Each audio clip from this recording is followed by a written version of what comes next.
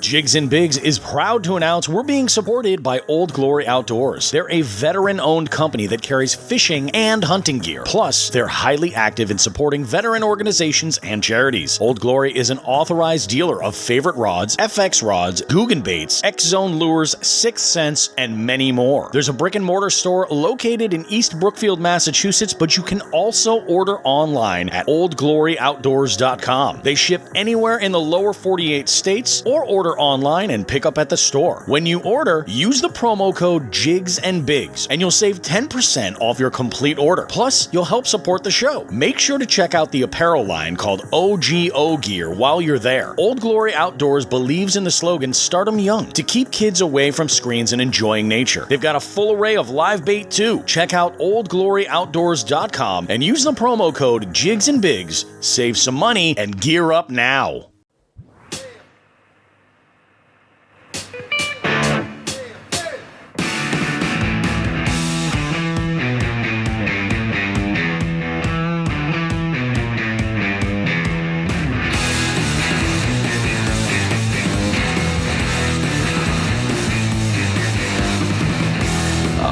Alrighty, guys, here we are, Bobby Roast Beef, for another episode of Jigs and Bigs. We got a good one here. I got Sean the Fisherman with us for this intro. We're going to go over some significant details that went down over the weekend. Had a great weekend, actually. I'm going to get right to it, guys. I'm on the board for 2021. I cannot believe it. Very, very exciting.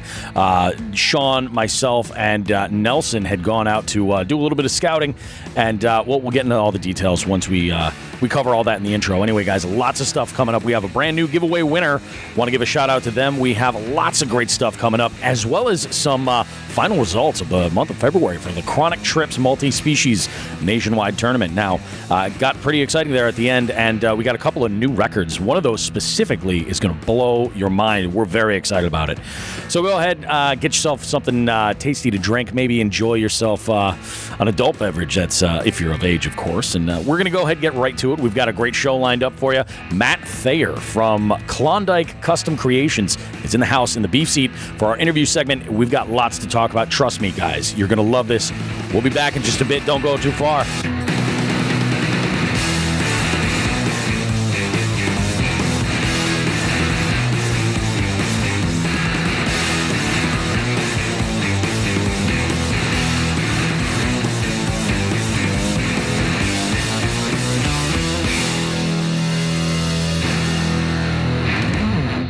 All right, guys, Tuesday morning here. It is Jigs and Bigs time. We got a great episode lined up for you.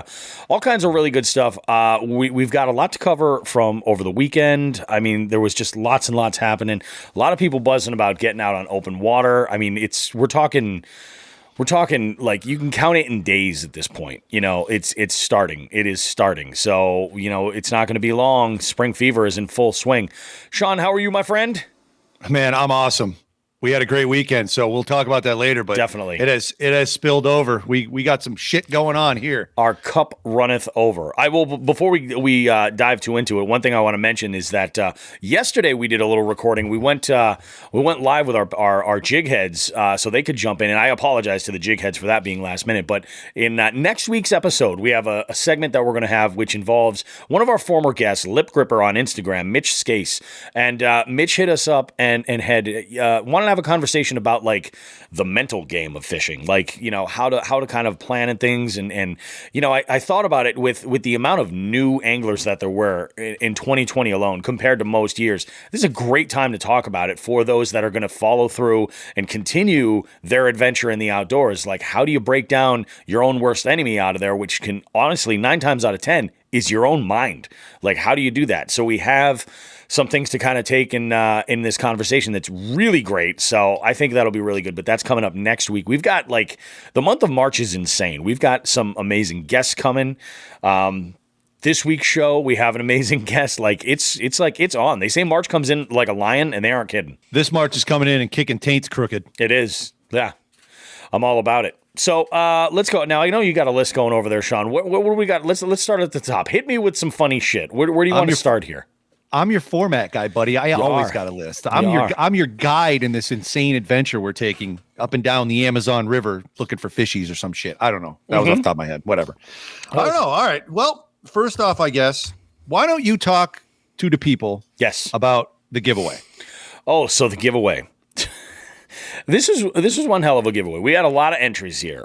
We had this prize. First off, I want to say, really came together in the final moments. So we know that we're giving away a couple of items from Jigs and Bigs. We're doing the big item is this Amazon Echo Dot, which is, for those that don't know, it's a smart speaker. You can connect it to your Amazon account if you want. You can make shopping lists and things. You can use it to listen to music services like Amazon Music, but also Spotify, Apple Music, whatever. Plus, connect it to your device.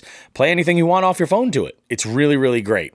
And the biggest feature, of course, you can ask it to fart. You can ask it to fart. And then for 39 cents, you can buy the Extreme Farts expansion pack. And I cannot recommend that enough. It's entertainment for weeks on end. It's great to have, but we figure, we're a podcast. That's something that anybody, if you're like, hey, I'd love to listen to this show, but I hate listening to it on my phone speaker while I'm making breakfast in the morning, or, I'd like to listen to this show while I'm working on tackle, but again, same thing, I listen to it on my phone speaker. These speakers sound pretty great, and that's the real reason why we're doing this as a giveaway. So, Rodney jumps in and says that it's a Chinese spy that farts for 39 cents. Yes. But the thing is, you have to take into consideration market value and the amount of those farts you can receive for 39 cents. It's a bargain. And as a bargain shopper, versus the cost of your identity being stolen, I would buy it. Yeah. I mean, come on now. Come on. That's the beauty about it. It's just, at what price are you willing to sell everything for? It's like, I need more farts in my life. 39 cents. It's fine. It's fine. Where was I? That was a wet one. So that was a rhinoceros fart. So we're starting the giveaway with that. So our winner is getting the Amazon Echo. That's the first thing. Of course, we're including a Jigs and Bigs jig kit. This is 4 jigs that were developed by your dynamic duo set in front of you. That's a lot of damage. Absolutely a steal at that price, but wait, there's more. 100% there's more. We also, not only do we have the jigs, right, but we have the first time ever, a complete takeover box from Dark Horse Tackle. And Dark Horse Tackle is all baits from Jig Masters. And you and I, Sean, just late last week, had an opportunity to talk with Cody Jennings from Jig Masters. That's an interview we have coming up. That interview was absolutely dynamite. I can't wait for that to come out. So there's this Jig Masters box with some really unique baits, and the bait that kind of put them on the map, which is their standard go-to flipping jig, which is they changed the game on it. Like it's really, that's a special jig. So they've got that. We have a gift pack from Hookset Hoodlums that will be sent out. We have, what else is included in there? We have some stretching line stuff as well.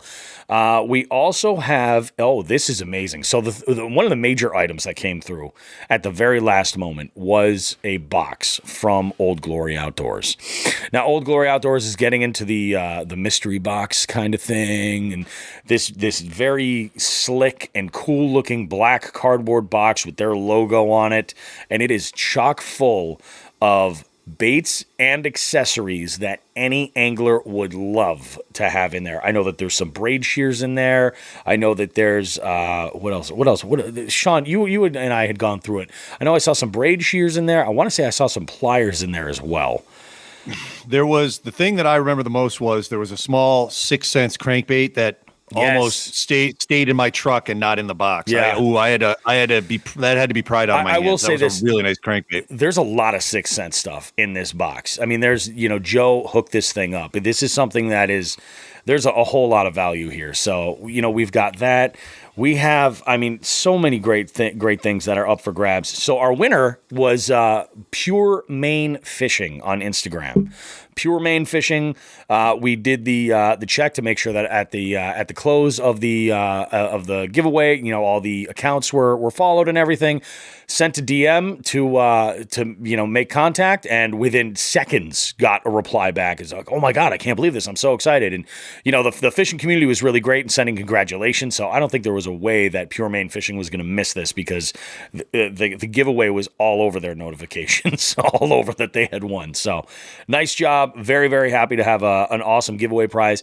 We do have one coming for March. Actually, March is going to be one of those months where we're going to have 2 giveaways. We're going to be working with big fish giveaways again this month for some type of a big ticket item, either a reel or electronics or something. And then we will have our own giveaway that we'll be doing again. So we'll mix it up and see what happens. So go ahead and get in there. And I think I'm really liking this app that I use. Have you seen these videos, Sean? Of when I do the giveaway, it's got the actual like graphics of like the names that come up. I really like it. I think that's going to be the backup. I'm going to look and see if I can find something else that's a little bit more like game showy where I can do that and incorporate this as a live. Go and do the giveaway as a live stream.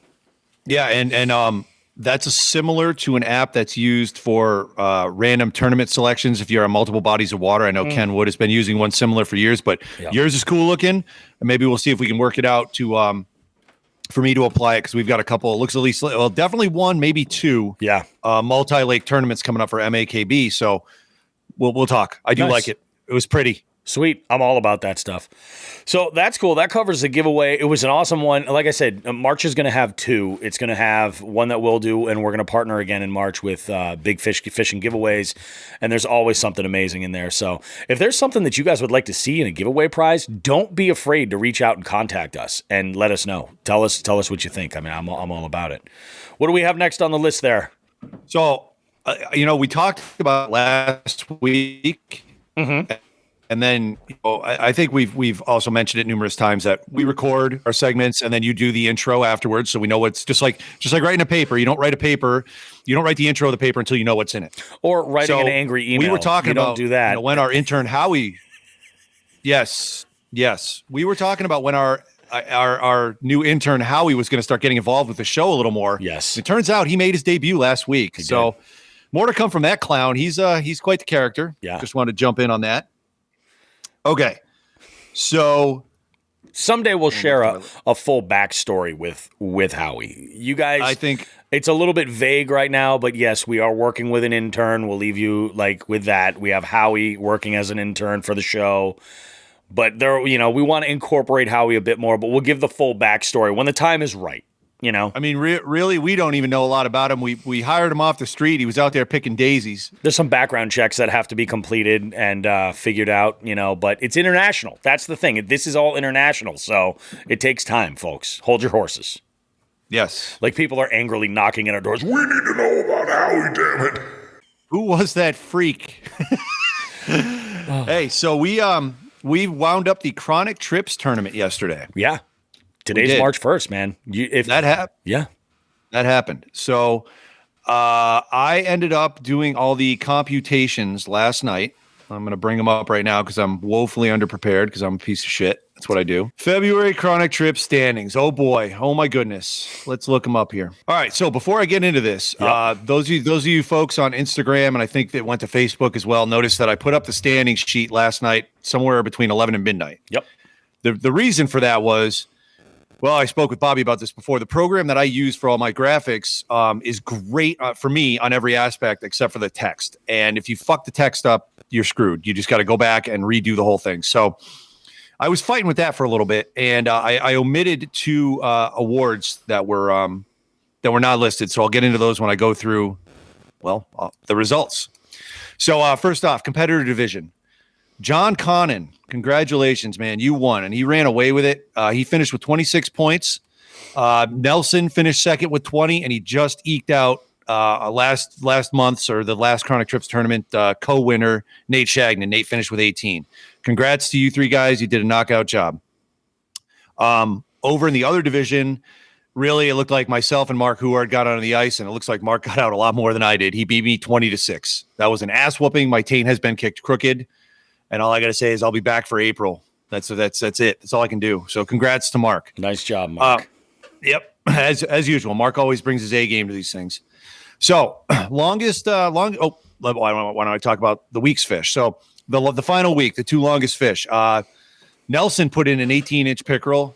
and Mark put in a 16.25-inch smallmouth, which was nice. Oh, look at that. Yeah, Nice. We had both he and John Connon both caught smallmouth through the ice, which is, I mean, it's not rare, but it's not common. Yeah. So good for them. That's awesome. They got the smallmouth in.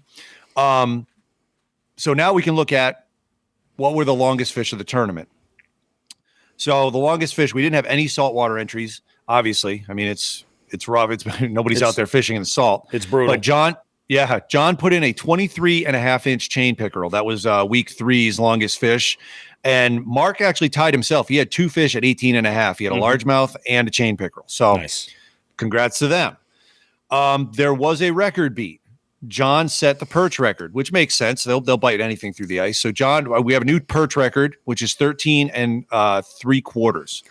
That will be updated and put up on the Jigs and Bigs website. Yeah. So I've had a number of questions. I might as well take the time right now to harp on that. Sure. I had a number of questions on, well, how do I know if I beat a record? I posted those, I think in December. All the records for Chronic Trips are up at Jigs and Bigs. Just scroll through the blog entries. I think they're sandwiched in between a couple of fishing reports, maybe the second or third one down. So that's there. And finally, Mark unbelievably got beat on brown trout. That's amazing. Yeah. So Todd Tremblay, a close friend of Mark's, which makes sense. They were probably out there fishing together. He beat Mark. He beat Mark in brown trout, and there you have it. What a way to do it too. Because if they were out there together, and they took that measurement, and let's say Mark was across the pond, I wonder if you could hear once the alert went off on his phone if it was like, no. Well, you know what? That's one of the things with Fish Donkey that unfortunately he wouldn't have heard it because Mark he's in one division. Yeah, he's not a competitor. Gotcha. That's right. Yeah. That's right. So no, he probably would have heard echoing across the lake in your face. Yeah, probably. I'll bet you. Yeah, that probably makes more sense. That's true. Yeah. That's awesome. That's huge. Congrats to everyone who went out there and braved the cold. We had some real shit weather for a long time. The February sucked. Yeah. You guys got out there and you did the deal. So congrats, great job, and looking forward to April. I mean, we know we'll get to it in a second. There's open water. Oh yeah, there is open water. But in April it's going to be all over. So it's going to be a game changer. I'm hoping for big numbers on April. And actually, let's go ahead, Sean. Let's use this opportunity to kind of plug one difference that April will have that none of the other Chronic Trips tournaments have had. And that is we have a special time period in the month of April where you can get bonus points. You want to go into the details on that? This was your brainchild. This was my brainchild, but I'm not 100% sure that what I came up with in my brain is exactly the way that we're going to do it for points. So we're looking at that entire week, correct? Oh no, just that day. Just that one day. So okay, just that day. We're making it special. Even better. I like that even better. Just that one day. So, Bobby, I'll give you the credit where credit's due, man. Bobby sent me a text or called me up one day and said I had a brilliant idea. So what is it? He said for the Chronic Trips tourney for April, the month of April. Yep. We talked about it, and we finally, you threw it out there, and you said I think there should be bonus points awarded somehow, whether it's fish or whether it's this or that for 420, which makes sense. Yep. Come on, people. It just symbiotic relationship. That's what I'm saying. Yep. So what we're going to do is, because we can't put them on fish, that doesn't make a lot of sense, and you and I discussed that. So what I'm going to do is anyone who gets out and turns a fish in on 420, it doesn't matter. I will see even a fish that is too small and you've already even called over it, whatever. Turn a fish in on 420, you will get 1 bonus point. Yeah. So make sure you're out fishing on 420, and then you'll get an additional point if you turn in any fish. Yeah, that's there you awesome. go. Extra bonus, the 420 bonus, 1 bonus point. There you go. And you're idiots. I just think. I mean, it all. The first one was in June, right? So this isn't like we missed the opportunity to book before. This is the first April they'll be doing the tournament. Correct. Yeah, so I think this is going to be absolutely killer and a whole lot of fun for everybody.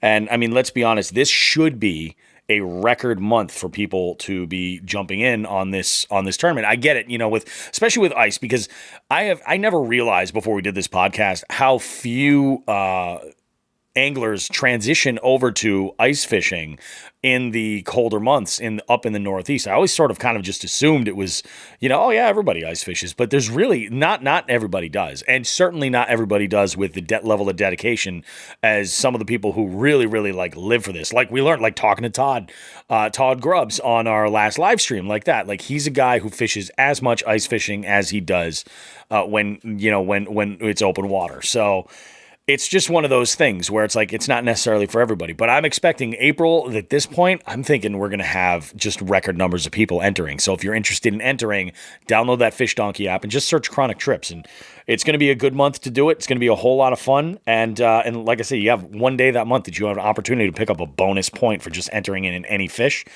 That's fantastic. Yeah. That can help you out a lot. Yeah, and keep in mind, this is, again, we keep harping on it. This is a great tournament for beginners. Yeah. It really is. It really, really is. So. Sweet. And even Mitch had mentioned last night, we were texting back and forth after the interview, and he had said he was interested in starting to get it going. And I said, well, what are you looking to do? You want to do a month long? You want to do a trail stop one where it's a 1-day tournament? And he said, no, I think I'm going to ease myself in with a month long. I said, you got Chronic Trips. And then alternating every month, you got the Jigs and Bigs for the year. We're going to do us. Yeah, exactly. So April to October, there's something going on. And then, like I said, once the holidays hit, we're taking a nice break and then pick it back up in January after the holidays. I think it's going to be great. And you'll see, I think year to year, we'll probably see a major increase in the way that tournaments will develop, based on what we learn doing it. I'm really excited. I'm looking forward to May as well. Our first tournament, this is going to be just absolutely huge. During April, you're going to start to see like information about signing up and things like that will be coming out, ways to do it. Once we kind of like set everything up and get it all in place, you'll be able to join, and it's going to be great. We're going to love it. Yeah. And I had an idea too. I'm just going to go ahead and throw it out here on the air. Out there. I mean, if you want to make a poll out of it, I am completely happy. I see Rodney's chipping in. Let's go to Rodney first. Good chance we'll be in the fields in April, but absolutely planning on signing up for this. Definitely, Rodney. I think you're going to love it, man. I really do. Yep. So, for the Jigs and Bigs. Yes. Right. I've already admitted that I'm kind of hijacking the beat market trout idea to have the beat Sean at largemouth idea, or the category. Yep. Do you think it would work if we brought Mark and his trout prowess over, beat market trout? I would be okay with that. If he's little crossover, as long as he's going to compete in it. Yeah, I think so. I'll ask him. I'll ask him. I put Mark's brown trout ability up against anybody else in the nation. You know what I mean? Yep, absolutely. Speaking of trout, actually, I'm glad you mentioned that. Speaking of trout, I had watched a couple of trout fishing videos that just something just hit me. I'm like, we have so many really good trout fisheries nearby in our area that I've never really taken a real deep, look at or anything like that. So what I've been wanting to add another finesse combo to my arsenal of stuff, if you will. And I did some looking at some different rods, and I narrowed it down to a couple that I like, and I pulled the trigger on one combo that I'm going to be putting together. And it's essentially, for me, it's almost exclusively going to be a drop shot combo. That's basically what it's going to be. But the thing is it's a medium light, and it's got it's a super sensitive rod. So it's one of those rods where I can have it play double duty, and I can use it for trout with ease. And so I'm looking forward to this. So this year, that's going to be a thing. I will definitely be going, and I like doing the wet wades in the Swift because it's so cold in like July and August when it's crazy hot. Oh man, it's so refreshing. Nothing like July shrinkage. Oh, 100%. But I'll tell you what, man, you stay so nice and cool. It is so nice. That water doesn't ever get over 53 degrees. It's crazy. But, when it's 100, it's nice.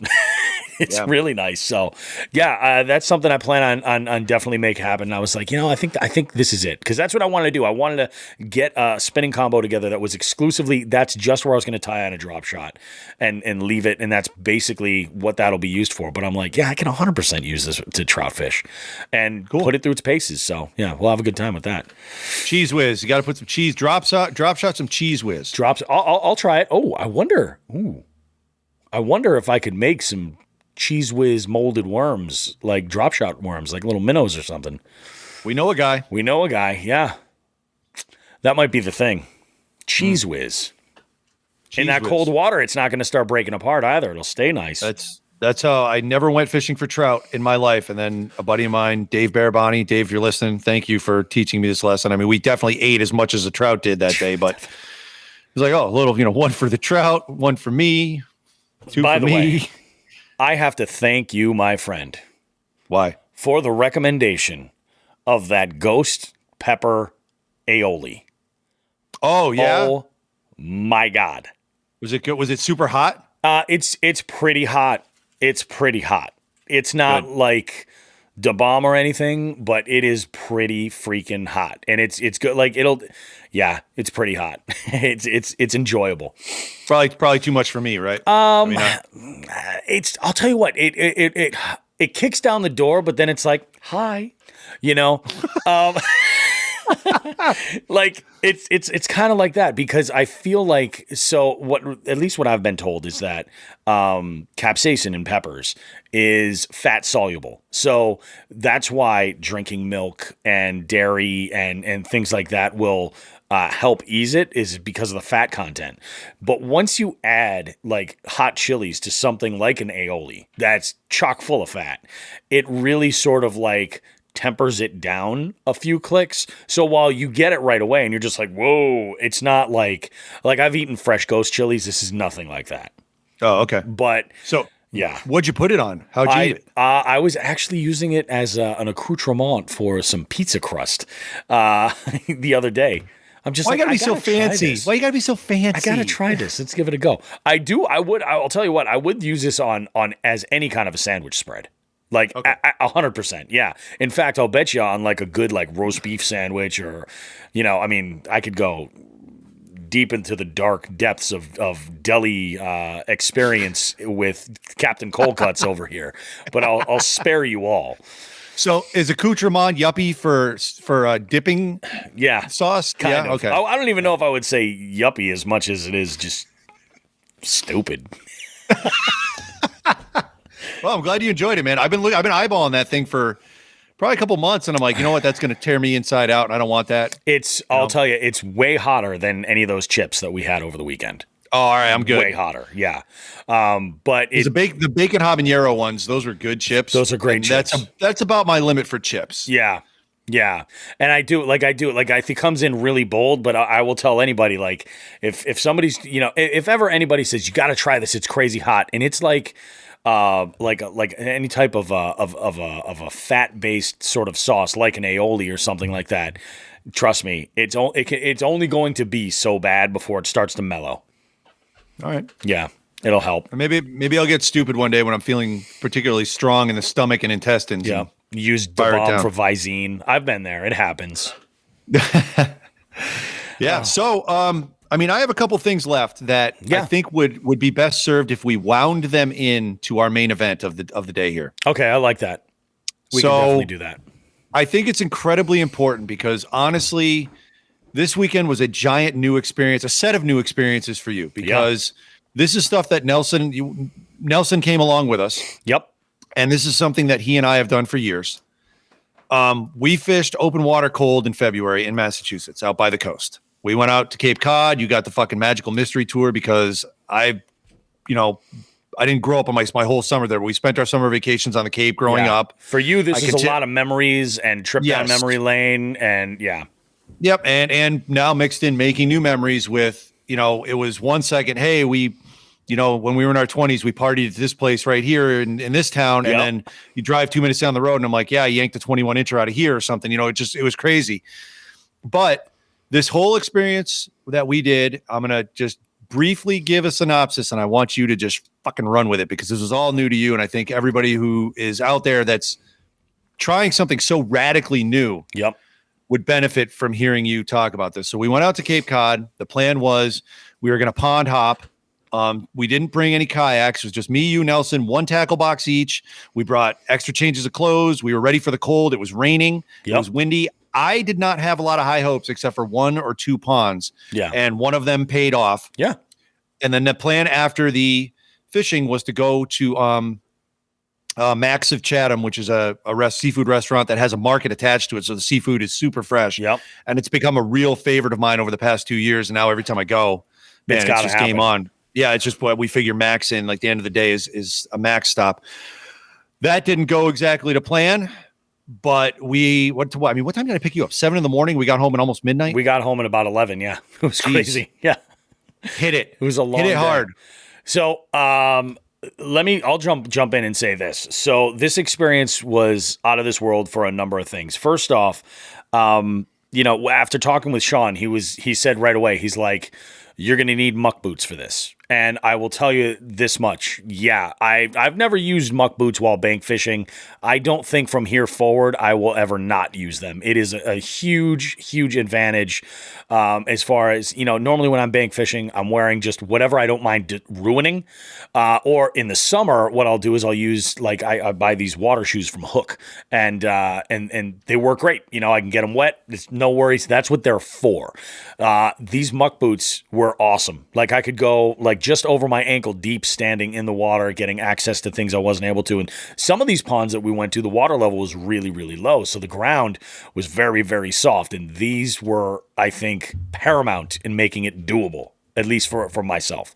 Yeah. And sorry to interrupt, but just on that vein, before we jump around and I had to come back to it, but I ended up picking a new pair of boots up myself, and I went with a pair of neoprene lined muck boots because I could not find the substitute for the boots that I had. So I tried something new. I brought the muck boots. They wore in. I mean, my feet hurt for probably, I don't know, half an hour, just new shoes. You know what I mean? It happens. That comes with it, sure. And then the rest of the day, they performed beyond admirably. I cannot remember the brand for the life of me, but they were bought at Tractor Supply. They were not the Muck brand boots, because those were $150 a pair. Oh yeah, these were no joke. Yeah. This was another brand they had, and if I can, I'll dig it up later and get it out to everyone so they can give those a try if they want. But please continue. Yeah. Sorry. So the boots that I picked up, they're from Honeywell. They're the service brand, and they're very. I think they were like $22, something like that, and super cheap. Made the big difference. We get to well, first off, we're headed out our way, and we're seeing bodies of water along the highway as we're getting to our destination. Well, actually, I need to back up even further. So it's snowing. We left first thing this morning. We had snow here in the western part of the state, and I was not aware that we were supposed to get any kind of snow or anything like that. So this whole time I'm like, I wonder if this is going to accumulate at all. Am I going to have to come back and clear this? What kind of a mess is this going to be later? That was not the case at all. So along the way, we pick up Nelson and we make our first stop. Whoa. Not our first stop. Oh, that's right. What was our first stop? Our first stop was, of course, none other than Mrs. Mitchell's kitchen, where we loaded up on top shelf breakfast items and numerous cups of piping hot coffee, and that was fueling us for our journey, to continue. So we left Mrs. Mitchell's with full bellies, and we jump in the car and we go and we meet up with Nelson. We grab Nelson, and the next stop on our destination was Old Glory Outdoors for a number of reasons. First off, we needed to, obviously stop and pick up the prize for our contest winner. We also, you never don't need anything. You know what I mean? Like, there's always a good reason to go to Old Glory. And also, it just so happened that a large contingency of the Hookset Hoodlums fam was all there. We had Wild Bill, Andrew, Ken. Who else was there? We had Delirious was there. We had Joel was there on his birthday. Like, that's awesome. It was just awesome. So it was a bunch of us. We got together and got to, BS for a little bit and make some jokes. I do know that Wild Bill made a purchase as well, and he's hoping that tournament winnings will help pay for his purchase. Good luck there, Bill. But there was... Let's just say this. Joe was fully stocked with all kinds of stuff. And then we went, although I'll also go ahead and say this. Joe had like boxes of brand new stuff everywhere. And they're doing some remodeling to make more room to be able to hold more stuff. So he's filling the shelves and, spring tick, tick, tick is on its way. So it's all going out there. Remember, use the Jigs and Bigs promo code. You can use it in person and online. Just, make sure to use that and save some cash while you're there. So it's going to be great. If you're listening to this, go for it. So we got all of our gear. We hit the road, and we made our first stop. Was our first stop for chips? Well, hold on. Well, just to wrap up Old Glory, I made a purchase there too.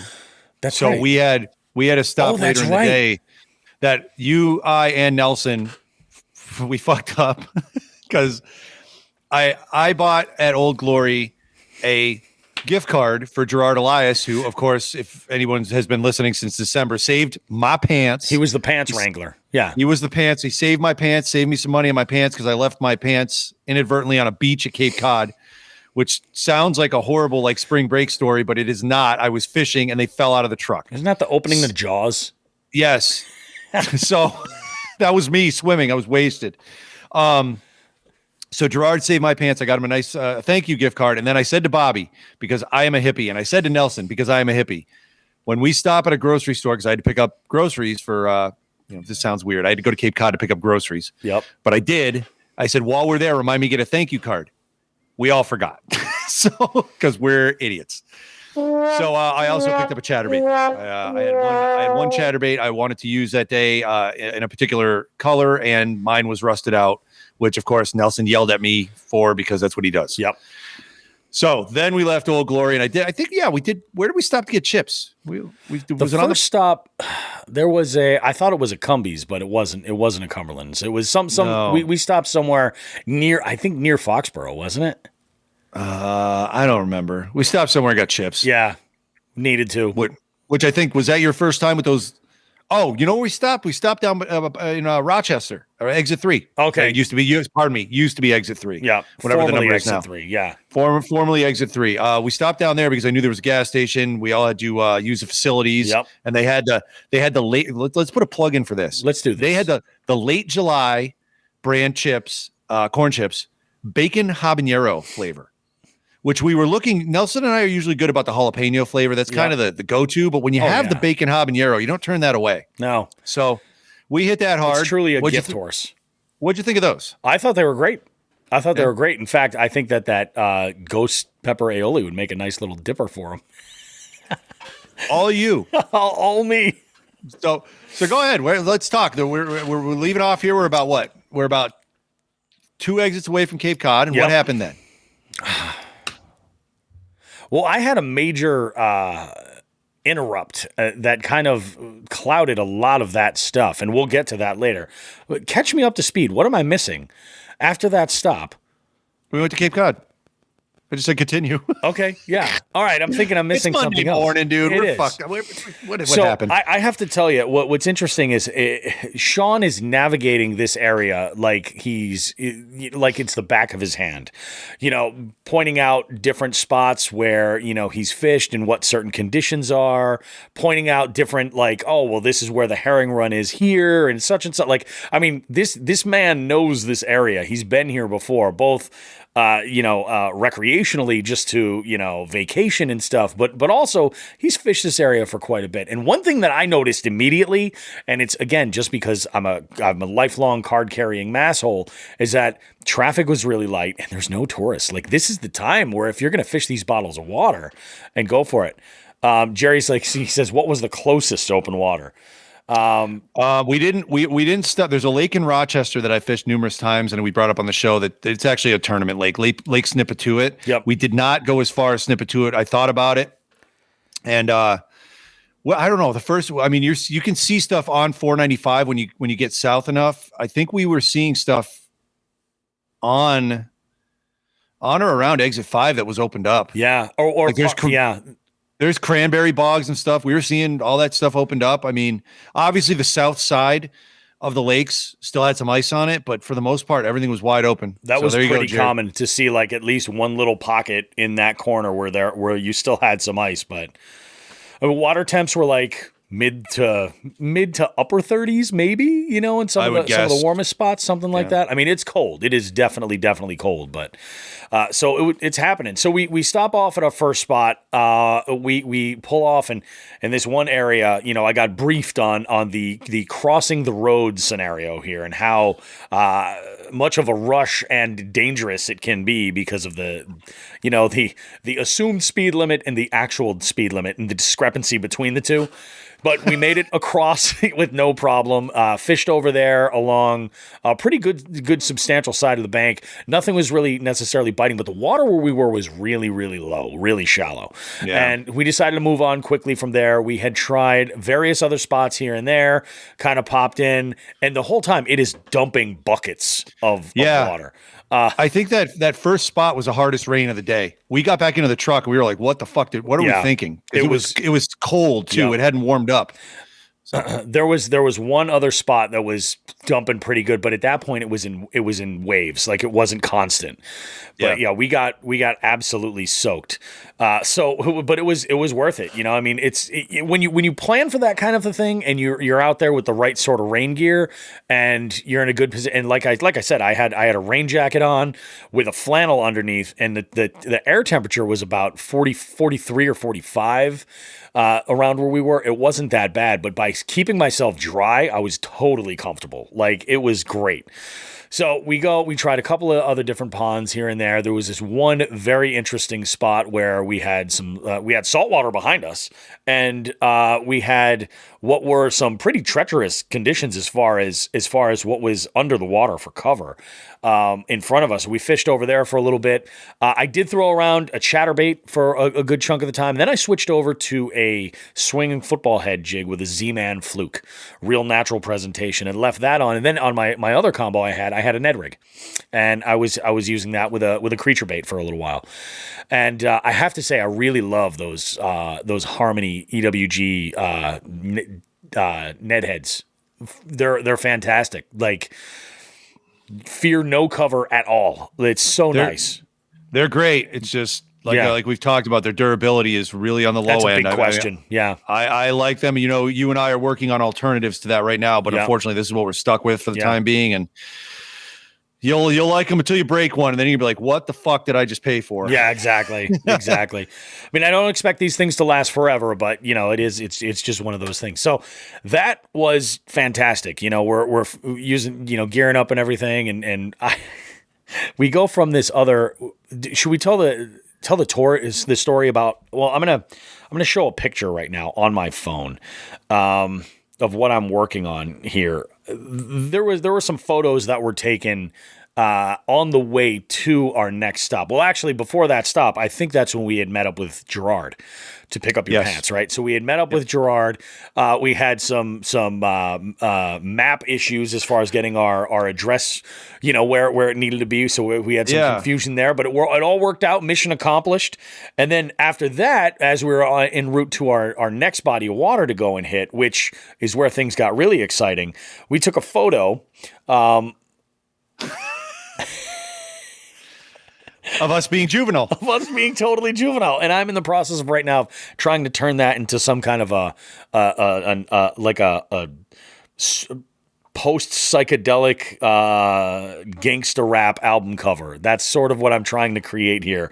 Yes. And at this point, everyone's seeing that picture, and all the people that have been concerned over the past week or so with my mental health and well-being. I'm getting a haircut this week. Relax, okay? I will tell you, going over the detailing to get the edges, I was like, wow, his hair is really long. Holy cow. I had one of my college buddies that I haven't talked to in a little bit. All of a sudden just fires right in with just no lead in, no, hey, how you doing? Just, wow, sporting a mullet now, huh? This, I couldn't, I have to find the right app to be able to do that, but this is what I wanted to make that backdrop. Oh, that's awesome. What I was looking for. That's what I was looking for. So I'm still working on it. If I can find the right app to go ahead and do it, awesome. But I think Canva might be the go-to for that. We shall see. So anyway, let's go ahead and continue on. So after we go and all these shenanigans are there, and keep in mind, like, not only are we just driving to these places, but it's like a guided tour. Have you ever gone through one of those guided museum tours where they give you either like a radio station to dial into or a cassette or something that you play that's got the audio track of all the details? Well, that's basically what Sean is doing now. He's the tour guide for all of this. We're going from place to place, and we heard all kinds of stories. I'll say this, from various vacation exploits to other stories of areas that have been fished. Food recommendations were all over the place. All kinds of good stuff. So then we get over to this one other body of water, and what I was told by Sean was that the bank access was super minimalist. There was very little area to fish. Now, he says, what we're going to do is pull up, you go and grab whatever rods you want to bring down with you, and then go ahead and fish. And, hey, this is a spot where Sean was saying he was really, had high expectations for there, to be some hooking up going on. So I'm down there, I'm doing my thing, and I'm throwing my net around, and, I had used a different color I hadn't used, a creature bait that I love. And, there were definitely some hits along the way. Up against some of the cover where we were. But again, having those waterproof boots and being able to get out into the water somewhat, even just over my ankles, gave me such an advantage. So we're over there doing our thing. Sean eventually comes down. He's like, yeah, I think we got room over here for one more. Comes over and he's, making some casts into some different areas. And then he got a pretty good strike. We saw a huge swell of water, probably about 6 to 8 feet in front of the water line. And I mean, this was either a good sized pickerel, or honestly could have been a dink bass too that was just super fired up, but unbelievable. Got to try out some new glasses, and then did I hook up as Nelson was coming down? He hadn't started to fish yet. That's what it was. What happened with that swell? I was throwing that stretching lines creature bait, which, thank you, Damien. That was the place we were going to try and test him at. Oh, yeah. I was throwing that, and there was a little bit of flooded brush on our right. Yep. And I threw it way out there and dragged it back in, and I got whacked, and I brought the thing back. At first, I was using it as a jig trailer, and I said, look, I said I couldn't tell if that was a fish or not, and then one of the appendages was gone. Yeah. So I switched colors and threw it back over there. A couple casts later, and that swell that you just mentioned, I mean, that was right in front of us. And I said, dude, you see that fish turn? That wasn't a fucking brush. And that one was also missing an appendage. And that's when you put your lure in front of them, and we found out what it was, is my guess. It was probably the same fish. I think it probably was, yeah. So I threw this fluke in on this swinging football head, and I mean, he bit probably 4 feet in front of where I was standing. There was no fight at all. I was like, oh, that must be a log. And then I was like, oh no, that's not a log. And caught a 17-inch pickerel. Not too bad. And this is the first fish I have caught ever in February that wasn't through the ice. And I mean, when I say through the ice, I think that I'm probably going back to when I was 13 or 14 years old. That was the last time I ice fished, realistically. So, I mean, it's been 20 years since I've caught a fish in February. That's amazing. So thank you, Sean. Great job. Amazing work. That was everything though. From there, my head is completely clouded. Dude, you were on cloud nine. I've never seen anybody. I was saying to Nelson, I'm like, I've never seen anybody so happy about a pickerel. Yeah. You know what I mean? Absolutely. I mean, they're great. I think they're great fish. I think they're just cool looking. I've always loved that species. I've always been, pickerel and pike have always sort of fascinated me, as far as they're just sort of majestic, and they come with their own set of frustrations. They're slimier than hell. They're definitely hard to hold. You know what I mean? Like they are super, super slimy. And if you get a bite, it sucks because there's coagulant in their saliva, I guess, that you'll just bleed like a son of a bitch. So that sucks. So you got to be a little bit careful with them. But I mean, God, they're like little dragons. They're unbelievable, man. So very, very cool. Yeah, agendas of rage.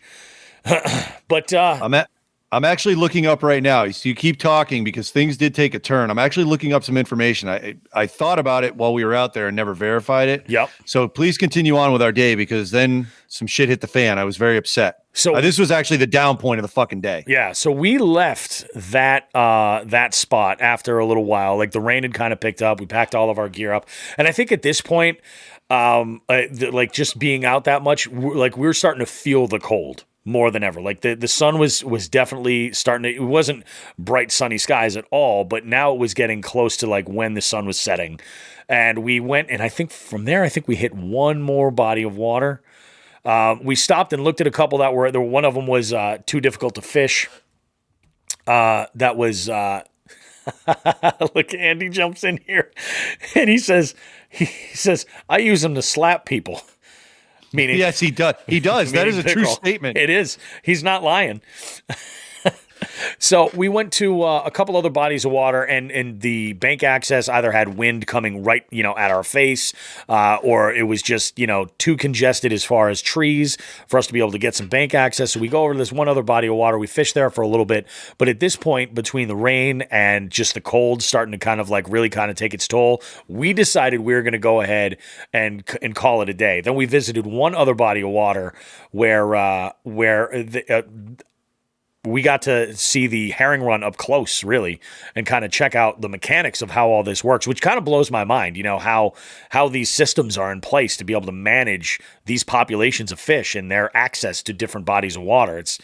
It's kind of amazing. And you would think, I mean, I live so close to the fish elevator on the Connecticut River, you would think it's something I'm much more akin to knowing about, but it is. There's a lot of this stuff is really, really new to me. So very, very, very, very cool. Now, what is it, the downturn you were talking about here, the one negative? Are you talking about our situation with Max when we got to that point? Yes.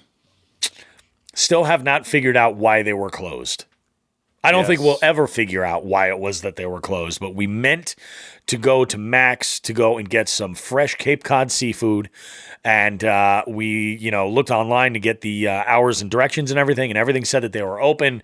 We got there and they were closed. So there were people in there. It looked like they were like actively closing up, but the close sign was on. There was some kind of a note hanging up on the door.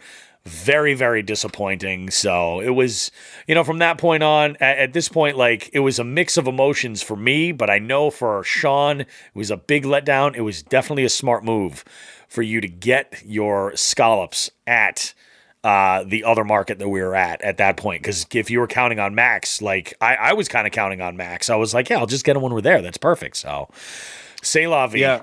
One of my oldest son, his birthday is coming up this weekend, and he loves, like, he's at that age where he's getting out of like he's getting away from like kid foods, you know what I mean? And he's starting to expand his palate. And one of the things that we found that he loves and that I love, and fuck, I mean, I think we've talked about it. Nelson loves it too because we've eaten it on the Cape numerous times. Is there's a market in Dennis, town on Cape Cod, that's right off of Route 6. So when you're on your way to the Cape and you're just there, now we had stopped in Dennis to check out some ponds and get my pants because he's, Gerard's in a town nearby. Yep.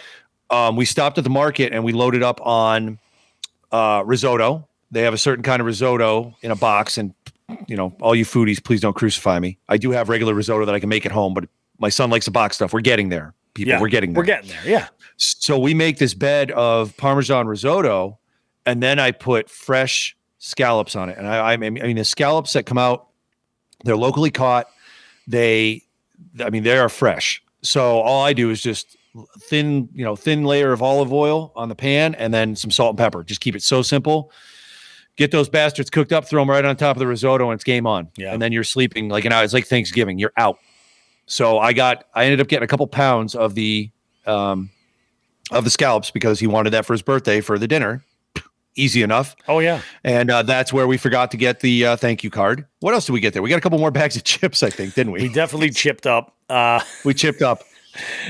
So, yep. And then in our dismay on the way home, the closest place, because again of my fucking food allergies, the closest place we had to go to eat was a Chipotle in a rather seedy section of a town off of Cape Cod, and we had our Chipotle, and we're sad. We were full, but we were sad because what could have been, right? What could have been. That's exactly it. Missed opportunity. That's, I think, what it was. Missed opportunity. Yep. In fact, we even went to the nearby airport because based on a food recommendation, but they were closed as well. Yep. So while you were talking, what I did was I looked up to see my records in February, to see how I stacked up, and just to show you how rare it is, because you know, ice is ice, and February and January are always our two coldest months. Up here in New England. Between 20, I hit the database real quick and did a couple filters. So between 2016 and 2020, obviously I didn't catch anything in 2021, right? That goes on the log because I don't track ice fishing catches. I don't care. I caught 12 largemouth and 2 pickerel. All of them were under 45 degrees. It was all between 40 and 45. So that fish you caught, I do not think that water was 40 degrees. So congratulations to you. That was a really nice catch. Good job, dude. Man. Thank you, man. I appreciate it. Yeah, he was ice cold. And I mean, based on what you know, that's one of the other things too, is I made the switch over to Angler to play around a little bit with that app, as far as, you know, recording data quickly and then transferring it over to my own database. And based on where our GPS our GPS location was for that was the what was it, what they call the projected water temps was right around like mid-30s. So I'm like, that's freaking cold, man. Unbelievable. I would say at best it was 40, but I doubt it. I would think it was. I think it was between 35 and 39, just by the look of it, because there was still. Well, maybe not though, because there was a. I fished out at that pond in previous years when there's been ice covering half of the pond, and I've still fished it, in a kayak. And I looked at my records. I didn't have anything lower than 40, so it might have been 40 degrees. So those fish are ready to go. Yeah, and. Yeah, man, congrats, dude. You were on cloud 9. Yeah, I've never, like, seriously, you were so pumped up over a pickerel. And you know, and for our Florida listeners, they're jacks. We're talking about jacks. Yeah, they call them jacks down in Florida. They do call them jacks. Okay, whatever. That's their business. It's all good. Different folks, different strokes. Yeah. Jacks. Unbelievable. But yeah, you were psyched, man. That was a good fish. I'm happy for you, and I'm glad we got you on the fish. And I was really happy that one spot actually had room for all three of us to cast. That worked out great. Yeah, it was so low that there was a lot of water pushed back off the shore, and we had a little bit of a, you know, it was tight, but we were able to do what we needed to do. Yeah, absolutely. So that was good, and those stretching lines baits performed exactly as I thought they would. They were great. Be back they were getting munched, dude. I mean, you lost a couple of appendages. That says something. And when you have confirmation that it's the toothy ones that are biting, that's a really good sign. You know. And honestly, if we had the kayaks and we were able to reach the back end of the pond, I think you're right. I think we would have. There would have been a few bass mixed in because that lake just loves creature baits. I can't explain it. And if you attach them to a jig, just hold on, because they hit them, and they hit them hard. They hit to kill. I don't even think they're hitting to eat. They're hitting to kill. Yeah. So they're pissed. Agendas of rage. Yeah. Yeah. Yes. So working into that, where I wanted to go with that was because we saw so much open water. Yesterday, I put a lot of time into reassembling my new kayak. Yeah. Ted from Three Bells broke it down when we traveled with it. Yeah. Put all the bells and whistles into a tray that goes actually into the front of the watercraft, and I busted all that out yesterday. Actually, Ted almost gave me a fucking heart attack because I opened up. The first thing I did, I didn't look at the tray. I said, well, I'll put the fish finder on first. Yep. And I opened up the box and it was empty. And I'm like, where's the fish finder? Oh, okay. He put the cap on it. There's a nice cap for the screen, and he stowed it into that little plastic container. Did a nice job with it. And I freaked out because I didn't know where it was. But yeah. So I got all the rod holders attached. I swapped my my tackle boxes over. I did have to take one of the Yak Attack Roto Grip holders and put that over for my net. Yep. But yeah, I'm fired up, and there is a chance that Sunday I might head out. It's going to be weather. It's going to be weather dependent, and it's going to be. It looks like we're getting another. Hopefully, the last. I mean, I don't want to jinx us, but it looks like we're getting another miniature cold front coming through over the next couple of days. Yep. And I'm not worried about the bite. I'm worried about ice. Yeah, exactly. I'm certainly not breaking ice with this new boat. There's no way. I mean, it's just dumb. So, and that's the kind of thing for the amount of driving you have to do to get out there. You don't want to have it be a waste of a trip and be like, I can't get in anywhere, or, or even if the weather just sucks, you want to be able to at least put some stuff, in the boat. And give it a full day's effort. If you're I love your analogy. If you drive this much there and you drive this much back, you want to at least be able to fish for the amount of time that you're total driving to make it worthwhile. Roadkill Nick says he's planning on finally going out next weekend. Nice, Nick. Very, very nice. Good. Yeah. That's going to be now, awesome. what does he mean by going out? In the truck again? Going out for the old highway harvest. going to fill the freezer with the F-150. Oh, good stuff. Sorry, Nick. I do. I love it. Not sorry, Nick.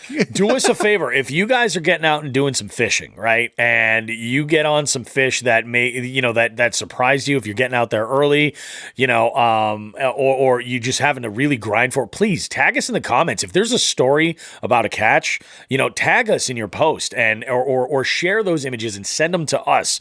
We would love to reshare them for you and even talk about them on the show. If there's some stuff, you're having an experience in your area, let us know what's going on with you, and we'll, move that over to the show, talk about it, and definitely share it on our Instagram, if nothing else. Speaking of stories and experiences. Yep.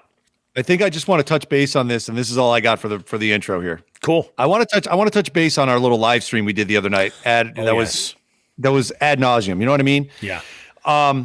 We had several guests. You wrangled up I think 10 people, 9 people. You just sent messages out saying, "Hey, I ain't got to work tonight. Let's party."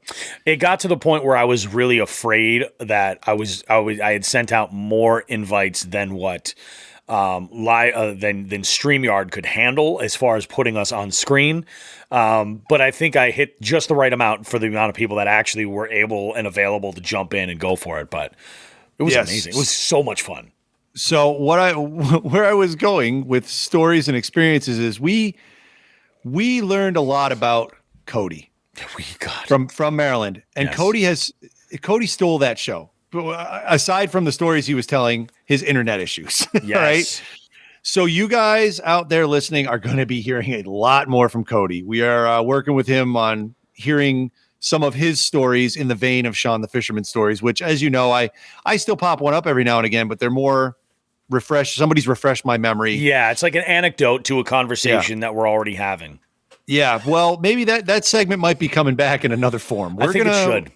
Yeah, we're gonna work with Cody because this man makes Sean the Fisherman look PG.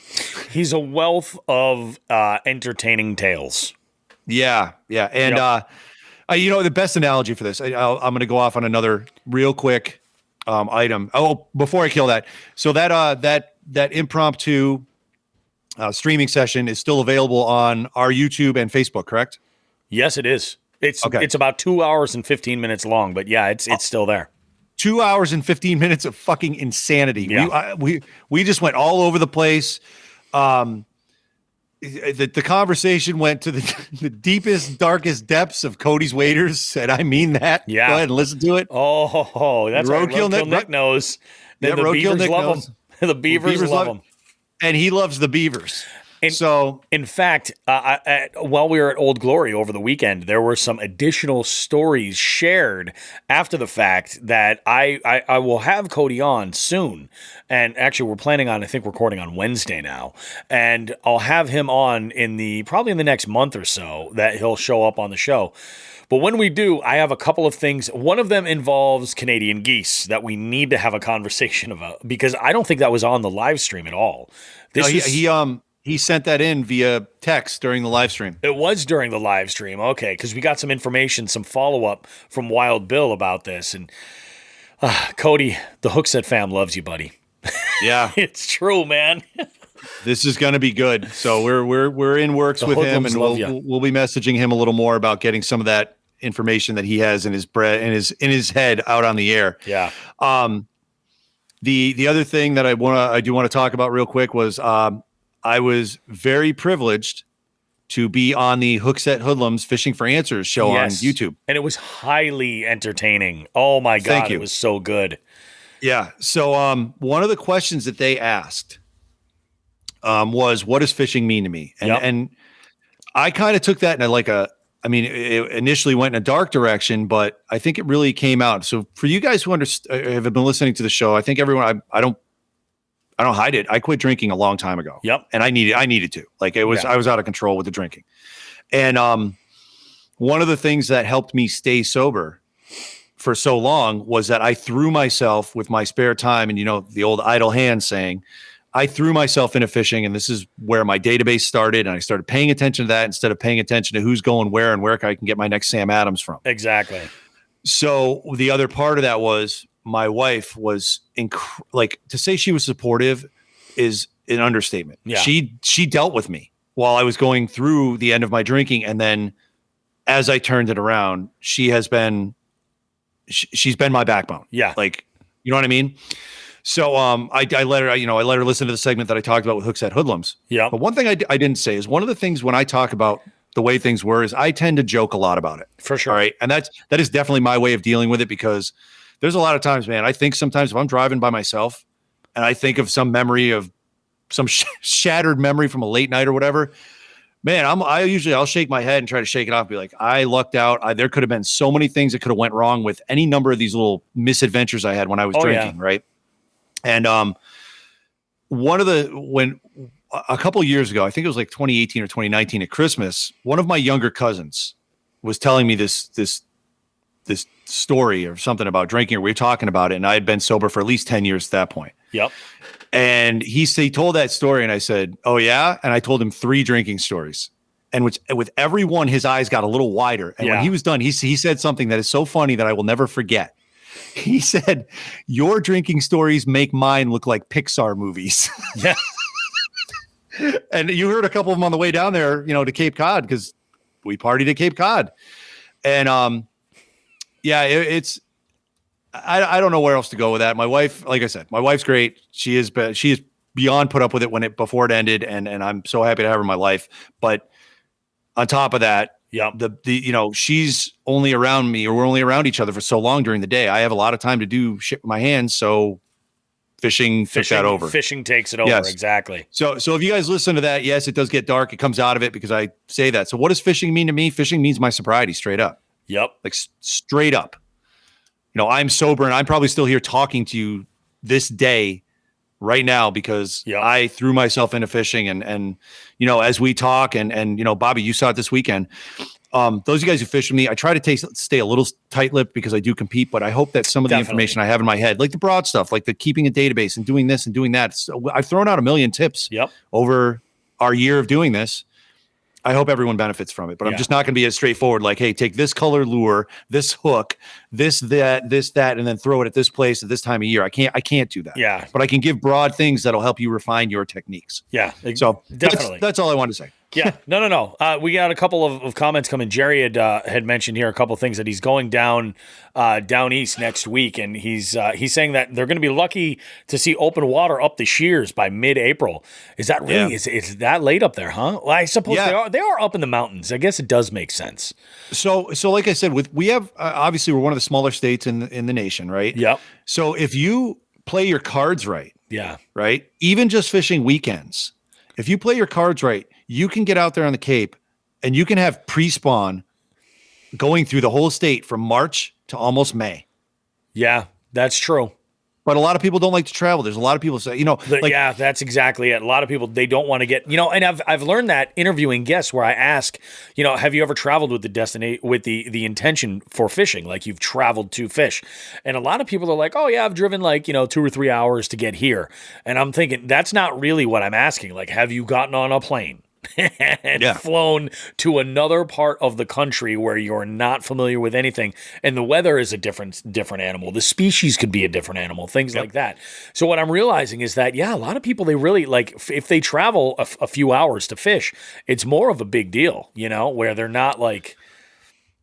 Yeah, and I mean, I definitely got desensitized to long travel when I lived out in the Midwest because, to my in-laws' house, it was 6 hours or 5 hours. Home was 22, which I did that 3 times. You know what I mean? Like I know what long travel is now. So going, getting ready, prepping, throwing my stuff in the car, the night before, and then just loading the boat in the morning, and then going out to Cape Cod. It's a 2.5 hour drive tops. If I go all the way up the Cape, that's 2.5 hours. I don't care. It's nothing. Yeah. I put on my Jigs and Bigs podcast. I will say fine.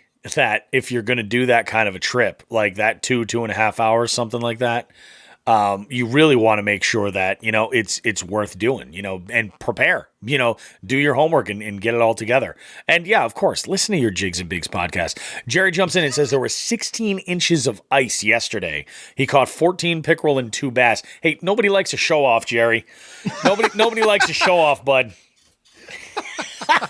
Congrats, dude. That's awesome. 16 inches of ice is way more ice than I would expect. That's a ton. Like, you could drive heavy equipment on that almost. I mean, it is a lot of ice. Not almost. You can. That's crazy. I mean, we had 13, I think, when we went out was it last weekend or 2 weeks? I already forget. Whatever. 2 weeks ago?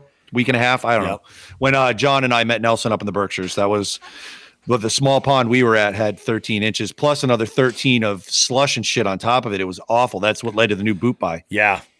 So that'll do it for sure. Oh, yeah. So stuff, we're going to start getting some more fishing reports going here. Like, I'm going to bring that back from the dead.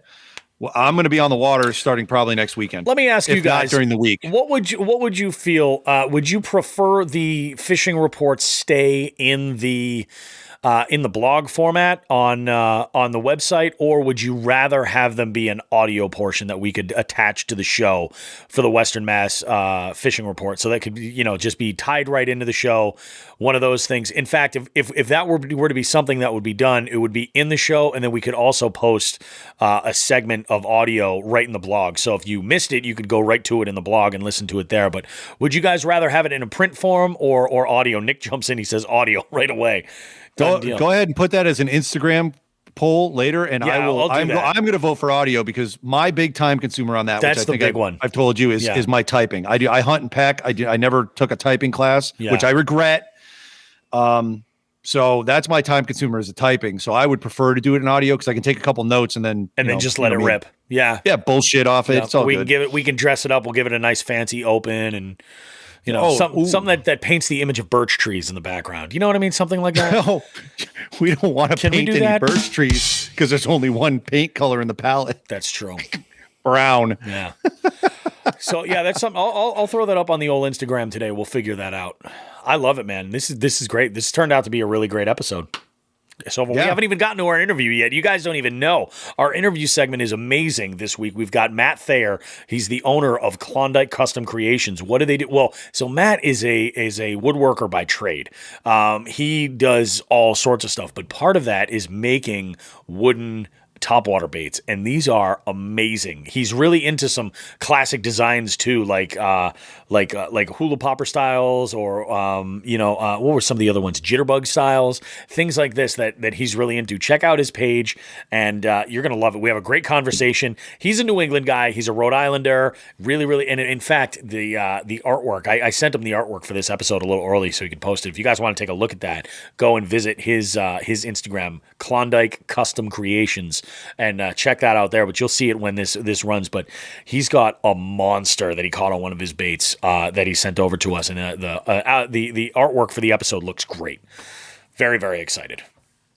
Awesome, man. Sweet. We covered a lot of ground here. We went from Cape Cod. We went to and from Cape Cod with this show. We legitimately went from the Cape to the Shears all in one time. Welcome to Massachusetts. I think the freaking Massachusetts Tourist Directory Board owes us a check. I think it's just, non-spons, but come on, we can make this happen. Who makes Massachusetts look as glamorous as it really is, other than the two of us, Sean? Really? Nobody. We're it. We're it, guys. Come to Massachusetts. This is it. Come to Massachusetts. That's some Chicopee shit right there. Well, you gotta knock my hometown. That's okay. nice. It's my hometown too. That's why I'm allowed to. I'm allowed to. Oh, okay. That's what I'm saying. You know, I mean, I'm a St. Joan alum. Oh my God. Yeah, I'm telling you. There you Boris Circle. Woo woo. Holy shit. Oh, goodness. All righty, guys. We're going to go ahead and take a short break. We have this word from our good friends over at Three Bells Outfitters. Jigs and Bigs is proud to announce that we're being supported by Three Bells Outfitters. Located in Smith Cove on the Niantic River, TBO is Connecticut's premier paddle sports retailer. They're a full-service shop specializing in kayaks and paddleboards for everything from recreation to tournament fishing. Three Bells is an authorized dealer of Hobie, Jackson, Feel Free, Native, and Bonafide kayaks, as well as many paddleboard brands. Not sure of what kind of SUP or kayak you want? TBO offers free demos of all brands. Want to go for an extended test drive? They have a full-service rental facility on site. Three Bells also offers a complete rigging service for your kayak with such brands as Yak Attack, Yak Gear, Burley Pro, Yak Power, Torpedo, and more. The sky is the limit. You can visit Three Bells Outfitters in person or online at threebellsoutfitters.com. They ship anywhere in the lower 48 states or order online and pick up at the store. Can't make it to the store to pick up your kayak or worried the freight company might damage your purchase? Three Bells Outfitters offers a white glove delivery of kayaks within a 225-mile radius of their store at a rate less than typical freight carriers. They will deliver your kayak, set it up, and answer any questions you may have. Be sure to follow them on Facebook and Instagram. Don't forget to tell them Jigs and Bigs sent you. Three Bells Outfitters, because life is better on the water.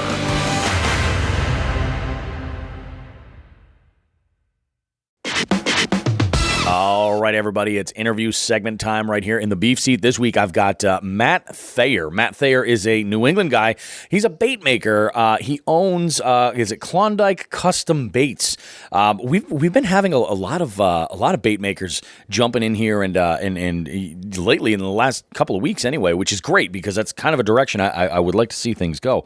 Matt, how you doing today, buddy? What's going on? Good. How about yourself? I'm doing okay. You know, how's things over there in Little Rhodey? You guys covered in snow right now? Oh yeah, we're getting some snow. That's for sure. Nice. We got about 3 inches right now. Oh, all right. That's a little more than we've got over here. I woke up. I wasn't expecting it to start this early, but you know, hey, surprise, New England. Yeah, exactly. It changed all over the place. So very nice. Do you do any ice fishing at all? Do you enjoy this stuff, or is this when you're like kind of hole up and get ahead as far as making baits? I don't ice fish all that much. I'm actually going a bit later out in weather the storm, but my buddy's got a private pond that we're gonna head out on, see if we can jig up a couple of bass, and probably gonna get some of those toothy pickerel. Oh yeah. But I do enjoy ice fishing, but I mean, a lot of the time it's focused in the shop. Yeah. In the wintertime. Yeah, same thing. And that's kind of what happened to me this year. I wanted to give ice fishing a full go, but I was probably, I don't have any of the cold weather gear or anything lined up for that. And I was about a month and a half, 2 months late getting to the party as far as getting things together. And that kind of just collided with, kayak modifications and routine maintenance with equipment. So I just said, screw it. This isn't going to be the year. Let's focus on doing this stuff right. And we've got some really good stuff happening, but let's dive into it. Let's find out a little bit. I'm always curious about this, especially when it comes to guests that are into making custom baits. Because what I find is, and I always ask the first question, the first question will be is generally about your history, how you were introduced to fishing as a pastime, and how was it a family member that kind of got you interested in it, and I'm always interested to know how the story goes. But when you include something like bait making or a big turn, fly making or something like that, there's like a different sort of storyline there. So if you could kind of combine those together, tell me about how you were introduced to fishing, but then also tell me the story about how that kind of carried through your life to the point now where you're making some significant baits. You've got a really full line, and we'll get to all the stuff that's about Klondike in a minute, but kind of guide me how it all started. So, I guess you could say my dad got me into fishing. Like a lot of people, trout fishing, spinning rod, worm and bobber type deal, rooster tail, inline spinner was a big deal, but, yep. and he was never never too big of a fisherman. He fished his whole life pretty much, but he took me and and I got hooked on it, for lack of a better term. Yeah. But yeah, I fell in love with fishing. I played baseball in high school, and then like after high school, I had fished all through high school, but fishing kind of took over the baseball passion, after high school. Yeah. That was my, bass fishing was really my competitive sport. But the bait making aspect is, I'm a woodworker by trade. I actually went to I went to a 2-year boat building restoration program in Newport, Rhode Island. So I built wooden boats, and I started in my tournament club. My tournament director makes buzz baits, spinner baits, and bladed jigs, so chatter baits. Mm-hmm.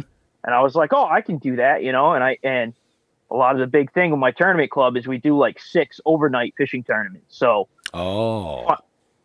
finding like a big spinnerbait with a monster Colorado blade, like a number 7 or number 8. I use a number 8 a lot. Yep. For night fishing is really, really hard to find. So I started making my own, and it kind of just snowballed. Awesome. I had buddies like, oh yeah, can you make me this? Can you make me that? I started making all my own spinnerbaits, bladed jigs, buzz baits, stuff like that. Mm-hmm. I had buddies that were like, oh yeah, you want to make me this? You want to make me that? And then the woodworking background, one guy that really got me into bass fishing got a MS Slammer, and he's like, dude, you can make one of these, you know what I mean? Mm-hmm. And all it has to be is black. You can rattle can it. And it was, there's such a minutia with the wood baits, I guess. You can say it's such a learning process, but to get them to work, get them to function the way you want to, Yep. it really, really piqued my interest with, combining my 2 passions, I guess you could say. Yeah. Combining woodworking and fishing. So, the wire baits, quote unquote wire baits that I do are more for just fun, and then, everything's fun with the baits that I make. But Mm-hmm. I enjoy playing with the different colors, different blade combinations, all that kind of stuff, Yep. different sizes. Yeah. But, That's awesome, man. That's awesome. I'm going through your page right now, and I'm looking at some of the stuff that you've got. You've got some really innovative. I'm looking at this one post specifically. It's like a hybrid bait. It looks almost like I'd have to say it's almost like a rattle trap meets a spinner bait. yeah. It's yep. kind of insane. That's really, really great. And these are all like handmade, like basically wood. How do you do these? Do you do them on a lathe or? So some of them are on the lathe, and then like that one spinnerbait crankbait Yep. sort of combination is that's all hand carved. I cut it on the bandsaw. That's hand carved. Holy cow! Yeah, man. yeah. I cut it on the bandsaw, and then I shape everything by hand. I just rough it on the bandsaw to shape, and then I draw the lines and carve it out with a spoke shave, which Yep. is, the quintessential draw knife. You see guys like skinning bark off of a log Yep. or whatever. It's like that, but a finer tool. Oh, So, I gotcha. Yeah, like it was originally, it's called a spoke shave because that's what they made wooden spokes for wheels out of. no kidding. They use that tool. But I do that, chisels, and then sandpaper and rasps and files. Yep. And you hear all the time, anytime anybody makes, no matter what degree it is, whether they're like, the pouring plastics or like we'll do over here, basically just choose jig heads that we like and make our own custom colors with skirts and things like that. When you put that sort of effort into the items that you're throwing to catch fish and, everything goes full circle and you're catching fish on them, that's like the most rewarding thing. It's like, you're not just using a product at that point. You're using a craft that came from either somebody that or something you've made yourself. And that just, I think really that cannot be beat as far as like topping that rush. You know what I mean? Oh no, it's insane. And it's like some of the top water baits, like the jitterbug style baits that I make. You can see them on top of the water, and then you just see it. You just see something coming out of the reeds or whatever you're paralleling, and it's like, they hit it and it's like, man, I made that, that thing fooled them to the point of, or pissed them off to the extent of biting. You know what I mean? No, that's amazing. But no, it's like none other. It's like none other. Unbelievable, man. So let's talk about like your specific tastes when it comes to getting out there on the water. Like for you, is there a time that you or a season of the year that you prefer over some of the others? Not necessarily. I do love the night fish. So in that late spring to summer, you know, and then late summer too. I do love the night fish. I like to fish in the evening for sure, and then early morning. I like it if I get out in the water. I want to be out there by like 3:30, 4 o'clock in the morning. Oh, that early, very nice. Yeah. And then it's like my confidence level tends to dwindle as the day goes on. You know what I mean? So, I kind of like to go out into the evening because I'm looking forward to that bite that's coming. Mm-hmm. You know. If I go out in the morning, I'm like rushing to get I'm trying to catch this fish right now because in 3 hours it's not going to be the same. Yeah, exactly. You know what I mean? Yeah. So that's kind of my mentality on the thing. But I would say my favorite time is probably I like pre-spawn fishing too, but probably post-spawn when they start to feed later in the day. Yeah, is probably my favorite time. Gotcha. No, that makes sense. I've had other people answer that question straight up where they're just like, I guess I'd have to say nighttime is the option. You know, they're like, that's the one. And I find that there's certain breeds of anglers, like there are some that are just like, they're absolutely more comfortable fishing at night. And it is, in some ways, it's a whole other style of fishing. Like your visibility is cut so far down that you're relying on a lot of other senses. You know, you're relying on the sensitivity of your equipment. You're relying a lot more on sound. You know, it's kind of nuts. You know, and I'm sure that there's also like this level of excitement when you're out there. Like night fishing, I always think of is really a totally different animal than like fishing at like twilight. You know. I've been out there before until like, you know, it's gotten to be too dark to be effective. And I'm like, yeah, it's time to call it a night, just because I know that I'm going to make casts blind and I'm going to end up throwing things into trees and everything else. So I usually call it like that. But there are, you're right. There's like a whole other breed of angler out there that's just, they feed on that and they've sort of like learned how to do it. I think it's an amazing skill to be able to use. Yeah, you know, night fishing, it is like none other, you know, and a lot of the times you're consistently power fishing too, you know, top water, spinner bait, chatterbait, you know, big swim bait, stuff like that. But there's a lot to it. Like, you know, if the moon is bright, you basically got to fish like it's daytime. Mm-hmm. You're fishing shade lines, all that kind of stuff. You're fishing, you know, instead of throwing your traditional straight black and blue, black and purple, you're mixing in that white and chartreuse, all that kind of different stuff. Yeah. But it's like, if it's pitch black, it could be game on, you know, and it's just throw anything as loud, you know, something that's as loud as possible to get those fish to bite. Absolutely. You know, and night fishing can be, it can be absolutely relentless, just like during the day. Yeah. You know, you can go.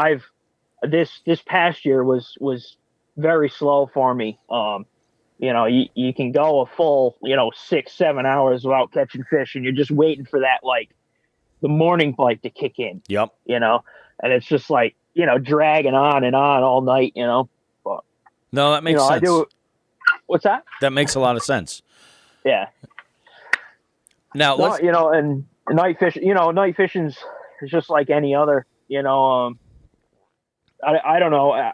I'm always more confident because it's like, okay, this next cast, you know, and you know, and it's like fishing offshore during the day or something of that nature, you know, it's like, okay, can I get this fish to bite? You know, can I get these fish to bite? So. No, it makes sense.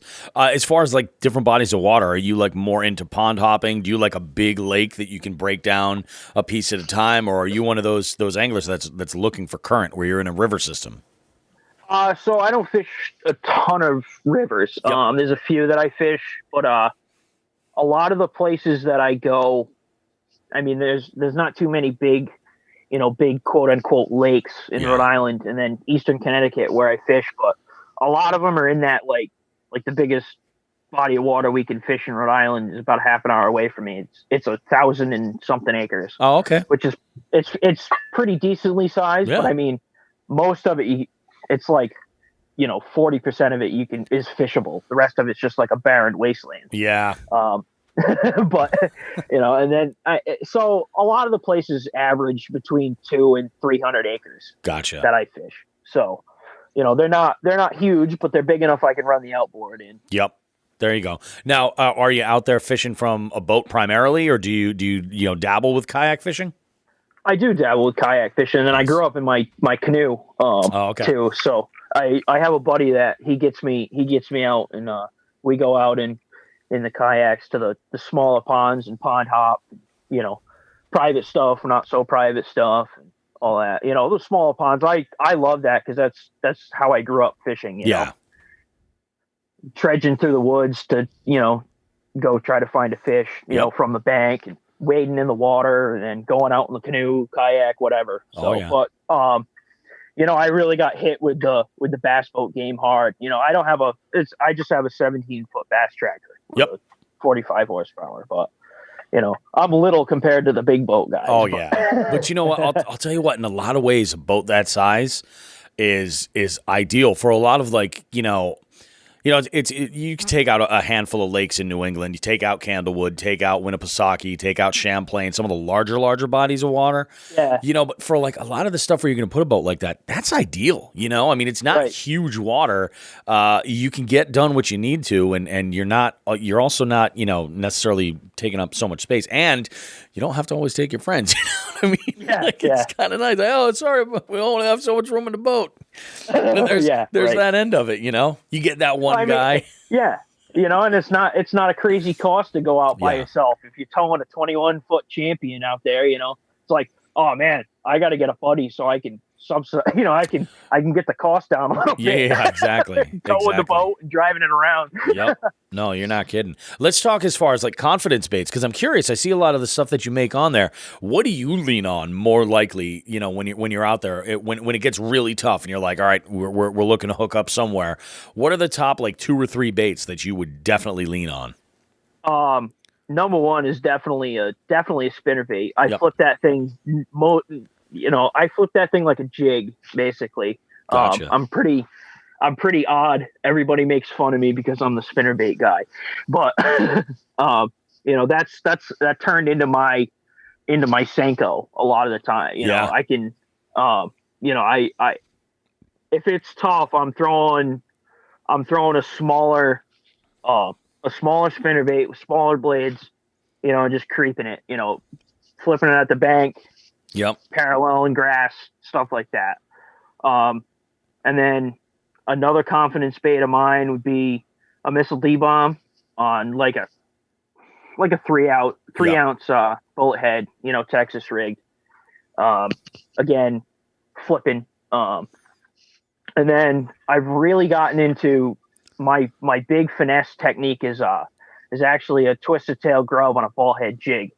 I'm pretty old school when it comes to lures. Yeah, so I'm pretty old school, and I like the grubs. I like the twisted tail grubs. But on a ball head jig, I really like that technique, on the spinning rod. That's actually old faithful for a lot of people. Like, you know what I mean? Yeah. It's hard to, especially like when you're fishing like around here, the rivers for smallies, like it's great.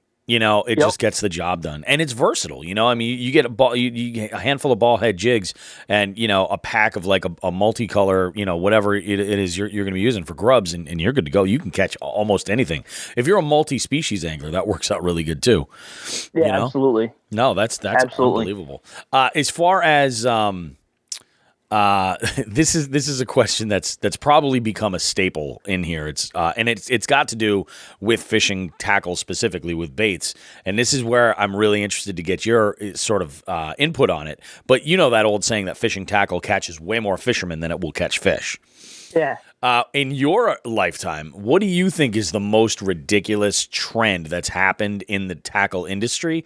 And then the follow-up question is, first, did you use it? And second, how did it work out for you?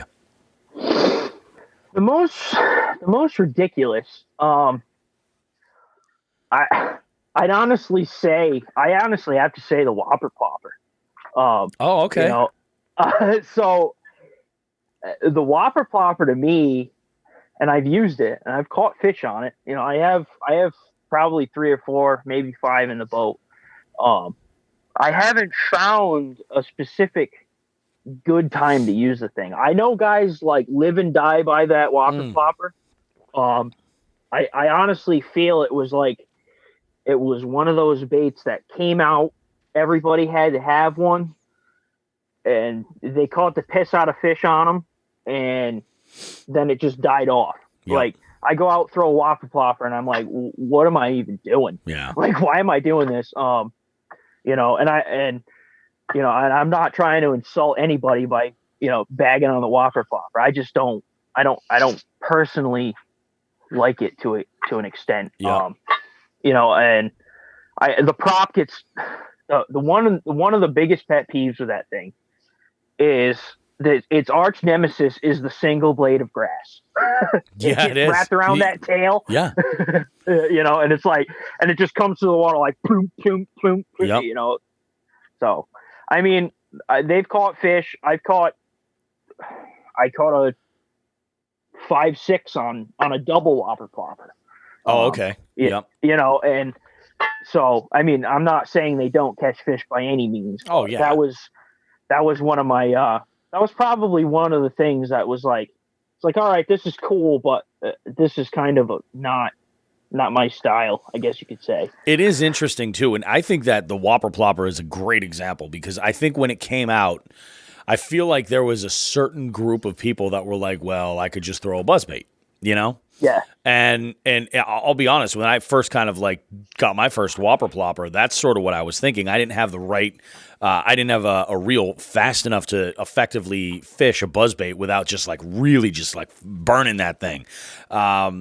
You know, now that I've got, you know, I've changed up some of my reels and I've got, you know, some faster reels. I love throwing buzzbaits now. It's just, you know, there's so much more control, you know.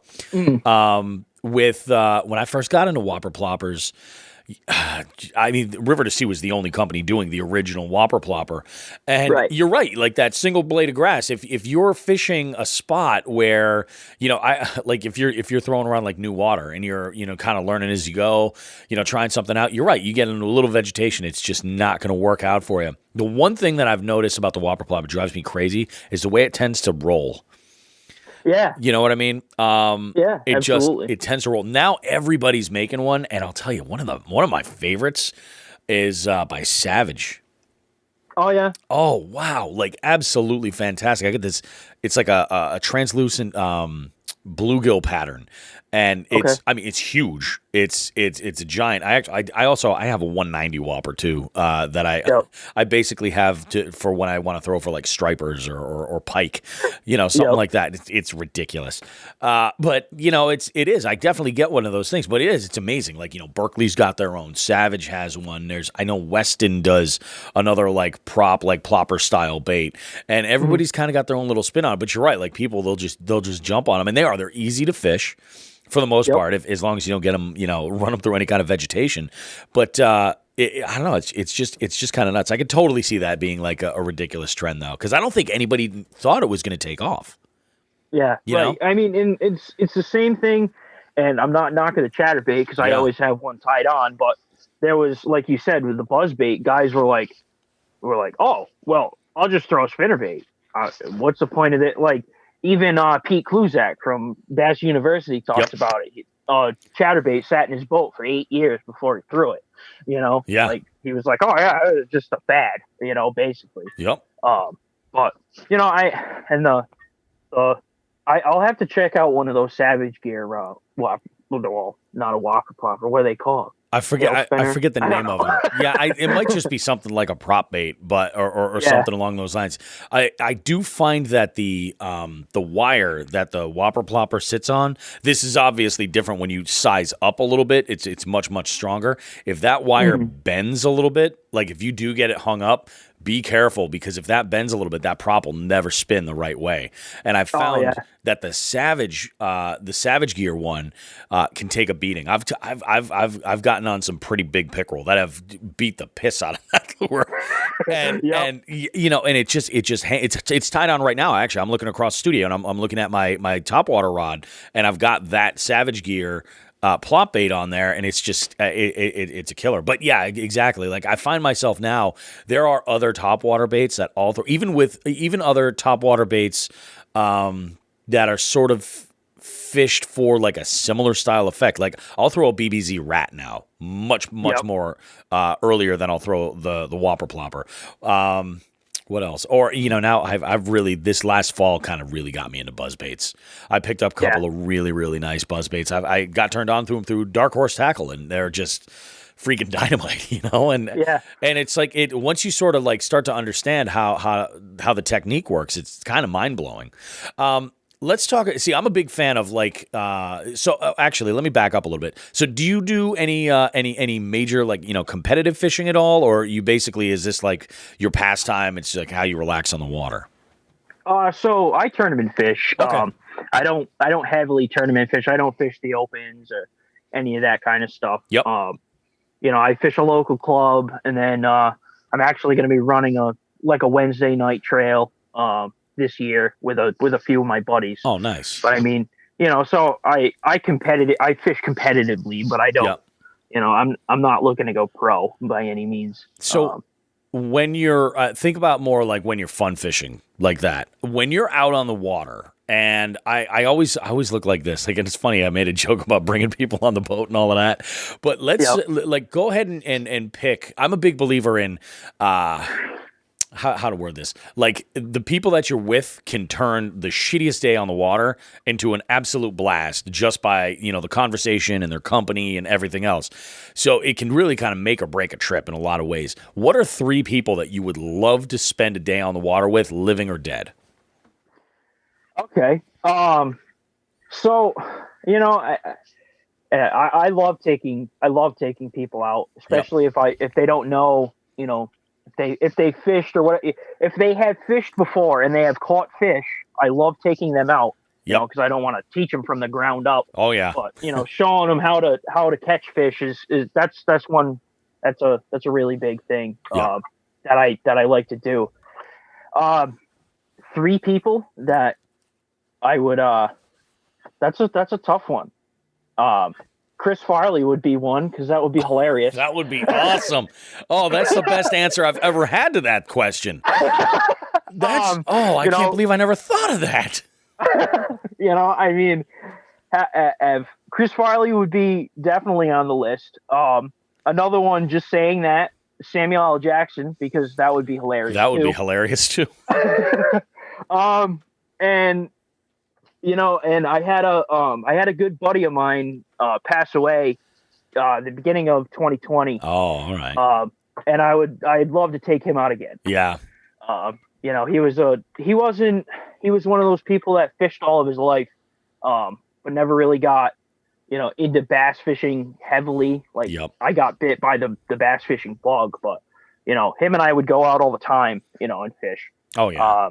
So I would have to say he would be my 3rd pick. Yeah, that's awesome, man. Now, have you ever traveled anywhere with this specific like goal of fishing? I haven't traveled too far. The farthest I've ever went was Candlewood Lake in Connecticut. Oh, okay. So that's a 2-hour ride. But, that's pretty much the farthest. I've been out to the Cape. Yep. And that's pretty much it. I haven't went too far. Yep. You do any saltwater fishing as well? I do a little bit, yeah. 'Cause I got into making saltwater plugs, surf casting plugs. Oh, okay. And I have to go test them and all that kind of stuff. And then I got into the water game a little bit this fall too. That's awesome. Surf cast. So I got a Penn 8,000 size reel and a St. Croix 10-foot Triumph rod. And, oh wow. Yeah. I'm way too geared up to be the rookie saltwater fisherman that I am. I hear you. It's funny. Everybody from Eastern Mass and on really like you get to Central Massachusetts and out east, like out there, I feel like everybody fishes saltwater, even if they if their primary focus is freshwater fishing. I feel like everybody's because how could you not? I mean, it's like it's right there, Yeah, exactly. Yeah, no, it absolutely makes sense. Now, Go on. What's that? Oh, I was just gonna say, I've gotten a lot of people that were like, "Oh, dude, you live like 10 minutes away from the ocean and you don't saltwater fish?" And it's like, no, I really don't. Like, you know what I mean? That's literally how far I live away from some, really high end surf casts, and guys all from the East Coast come up to a lot of parts of Rhode Island, to surf cast when the fish are here. Oh yeah. Yeah, and I find like too when you're coastal like that, it's just a way of life, for a lot of people. But no, it's pretty nuts. Now, what is your? I love this question because it's the most ridiculous thing. What are you listening to on your way to the water to get hyped up before a day of fishing? It's either going to be. So I listen to a lot of podcasts, and then I listen to a lot of woodworking podcasts, and I listen to the bass fishing podcasts around Tackle Talk and Bass University, Bass Talk Live. And I just found you guys, a few months ago now. Yep. But I've listened to your almost your entire backlog. Oh, jeez. Wow. But,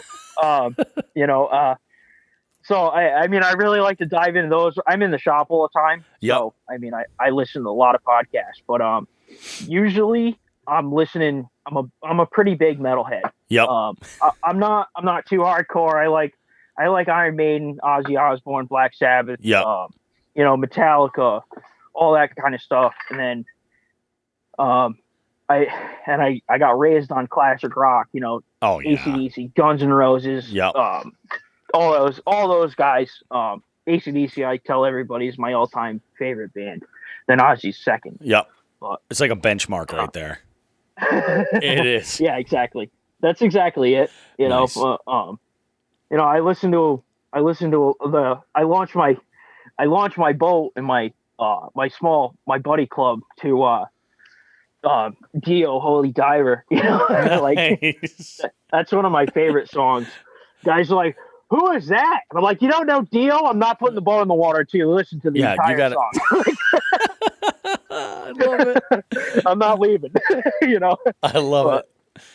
Oh man. Now where, especially with bait making, but not just solely bait making, where do you want to see yourself go with fishing and making baits in say the next 5 years to the next 10 years?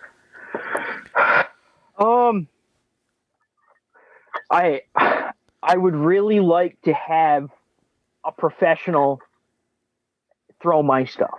That's one of my things. I would really like to have somebody that, fishes competitively for a living, whether it be bass, MLF, any of that, the team tournaments, college, something like that. Yeah. I would like to have somebody throwing my baits. That would be the ultimate gratitude. Yeah. So I seeing Brandon Polinick throwing one of my wake baits, that would be insane. Yeah. Oh, absolutely. And what an endorsement too. If it was during a tournament that they did really well in and caught, something that kind of made the bag, so to speak. Yeah. You know what I mean? What an endorsement that is on your stuff, especially when you're talking about a hand carved. Oh my God, I couldn't even imagine. I couldn't even imagine. Yeah, that would absolutely be huge. What about personally for yourself as far as fishing goes? Personally, I just, as cliche as it sounds, I just want to get better. Yeah. I just want to. I just want to get better. I want to learn the places that I fish a lot. I'm pretty competitive by nature. And I'd like to win more. Yeah, basically. No. I think we're all the same in that respect. We just all want to improve. Yeah. That's one of my biggest things. And I thought about it, and I have one buddy that's fished. He's fished some of the opens and the in the federation and stuff like that. And he's fished as a co-angler and he's fished as a co-angler and he's fished as a boater, going down the St. Lawrence up to Champlain. That seems cool. Yeah. I would like to do that just to say that I did. Yep. And see how I can perform, just a little guy from Rhode Island you know, throwing the baits that I made, see how I could do, even if I get my teeth kicked in, At least you tried, you know? That's exactly it. Yep. I can always say that I did, I fished against so-and-so and so-and-so, and now now they're fishing for $1 million in this one thing, all that kind of stuff. Yeah. So Yeah. that's something I would like to do, in the next 5 to 10 years, I guess you could say. Yep. I hear it all the time too when people will talk about, they were in a tournament that, maybe they didn't necessarily win, but they maybe placed better than they were expecting. And then when I hear this phrase a lot, they're like, well, out of all the entries that were in there were some significant heavy hitters. And then the names start coming. You're like, oh, okay. So it's sort of like it's sort of kind of, what's the word that I'm looking for? It kind of adds, it sort of validates your abilities, when you're like, I put a lot of time into this and I'm working, and it's like, I'm when you put yourself into a tournament and you've got some names in there that, perform well on a routine basis, it sort of is a little feather in your cap to say like, no, I was able to, at least hold my own. I didn't come in last. I hear that a lot when I host game shows too. We didn't come in last. And sometimes, depending on the crowd that you're in, that can mean a lot, Yeah. And a thing that I found just in the smaller tournaments and then some of the bigger tournaments too is, you get the local hammers, or you get the guy that knows that one place. And it's like, I beat him. Yeah. Like that's damn good. Like, like this guy wins here all the time. Like I beat him here, that even if you can't, even if he was 17th and you were 15th, yep. In a field of 25, like that's awesome. Yeah. Like, no disrespect to that one angler, but that's good in my book, Yeah.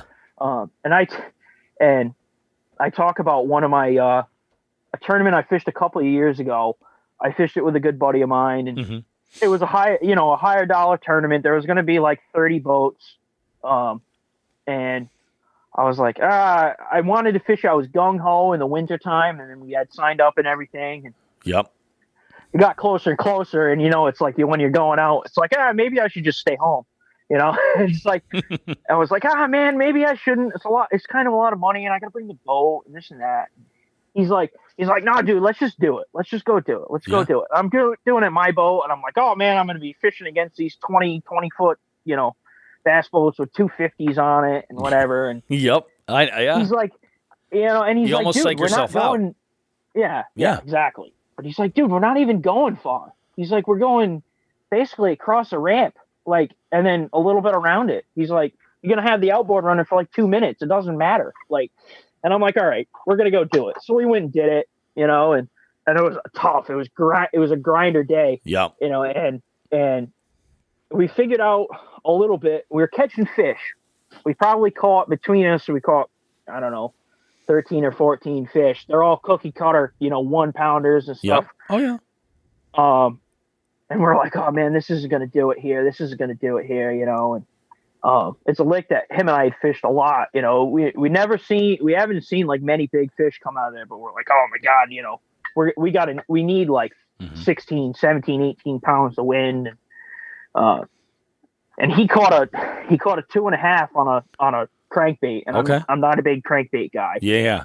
And he's like, oh dude, and he like sets the hook, and he uses these like Ducket like 8-foot freaking cranking rods and whatever, and the thing almost hits me in the leg in the back of my boat. And he's like, oh dude, and I net the fish, and I'm like, yeah, sweet, and I was pretty excited. And we went in. That was like within the last like 45 minutes of the tournament. We went in, and we're watching these bags come in. It was like, oh yeah, 5 fish for 5 pounds, 5 fish for 6 pounds, and I'm like, dude, we're doing something here. Yeah. And we came in third and got lunker, out of this field, like 20 some boats. It was like, and that's like one of my moments, like, man, I can compete, I'm not bad. You know what I mean? Like that was good. Figured out something, stayed there and made it work, And I mean, like the winning bag was like 9.5 pounds, So it was obviously a grinder day, but I mean, and we had 8 and change, so we weren't far off the lead. That's impressive. And you're right. A lot of it depends on, you could just be struggling out there, but if it's just that kind of day, I mean, if you show up, if you can limit you at least you've done that, That's the thing. If you at least get your limit, that's at least what you've got. Let's talk gear when you're going out. Like, what's your general arsenal look like when you're going out for a day? I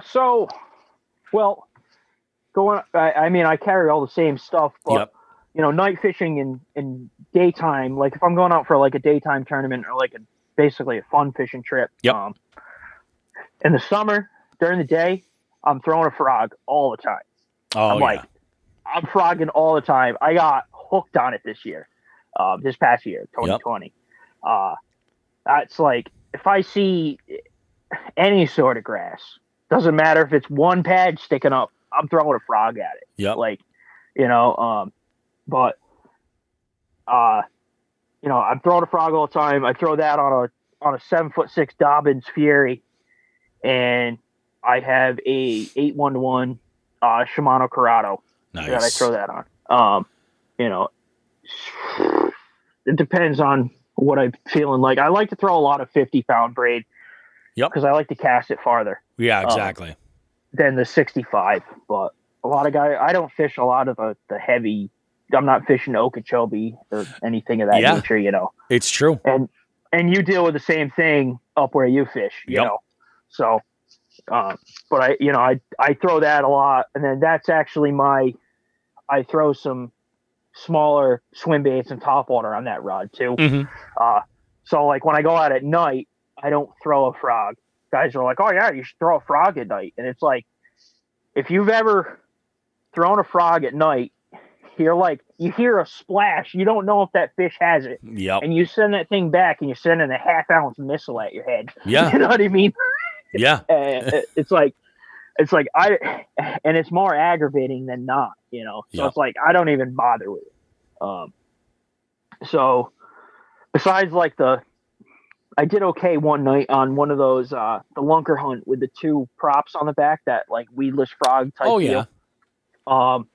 That I did all right because there was it was in the middle of summer this past year when we had that wicked drought and the coontail was like laying on top of the water. Yep. I was looking for anything in my boat that was weedless topwater, that made some kind of noise. Yeah. So that was all right.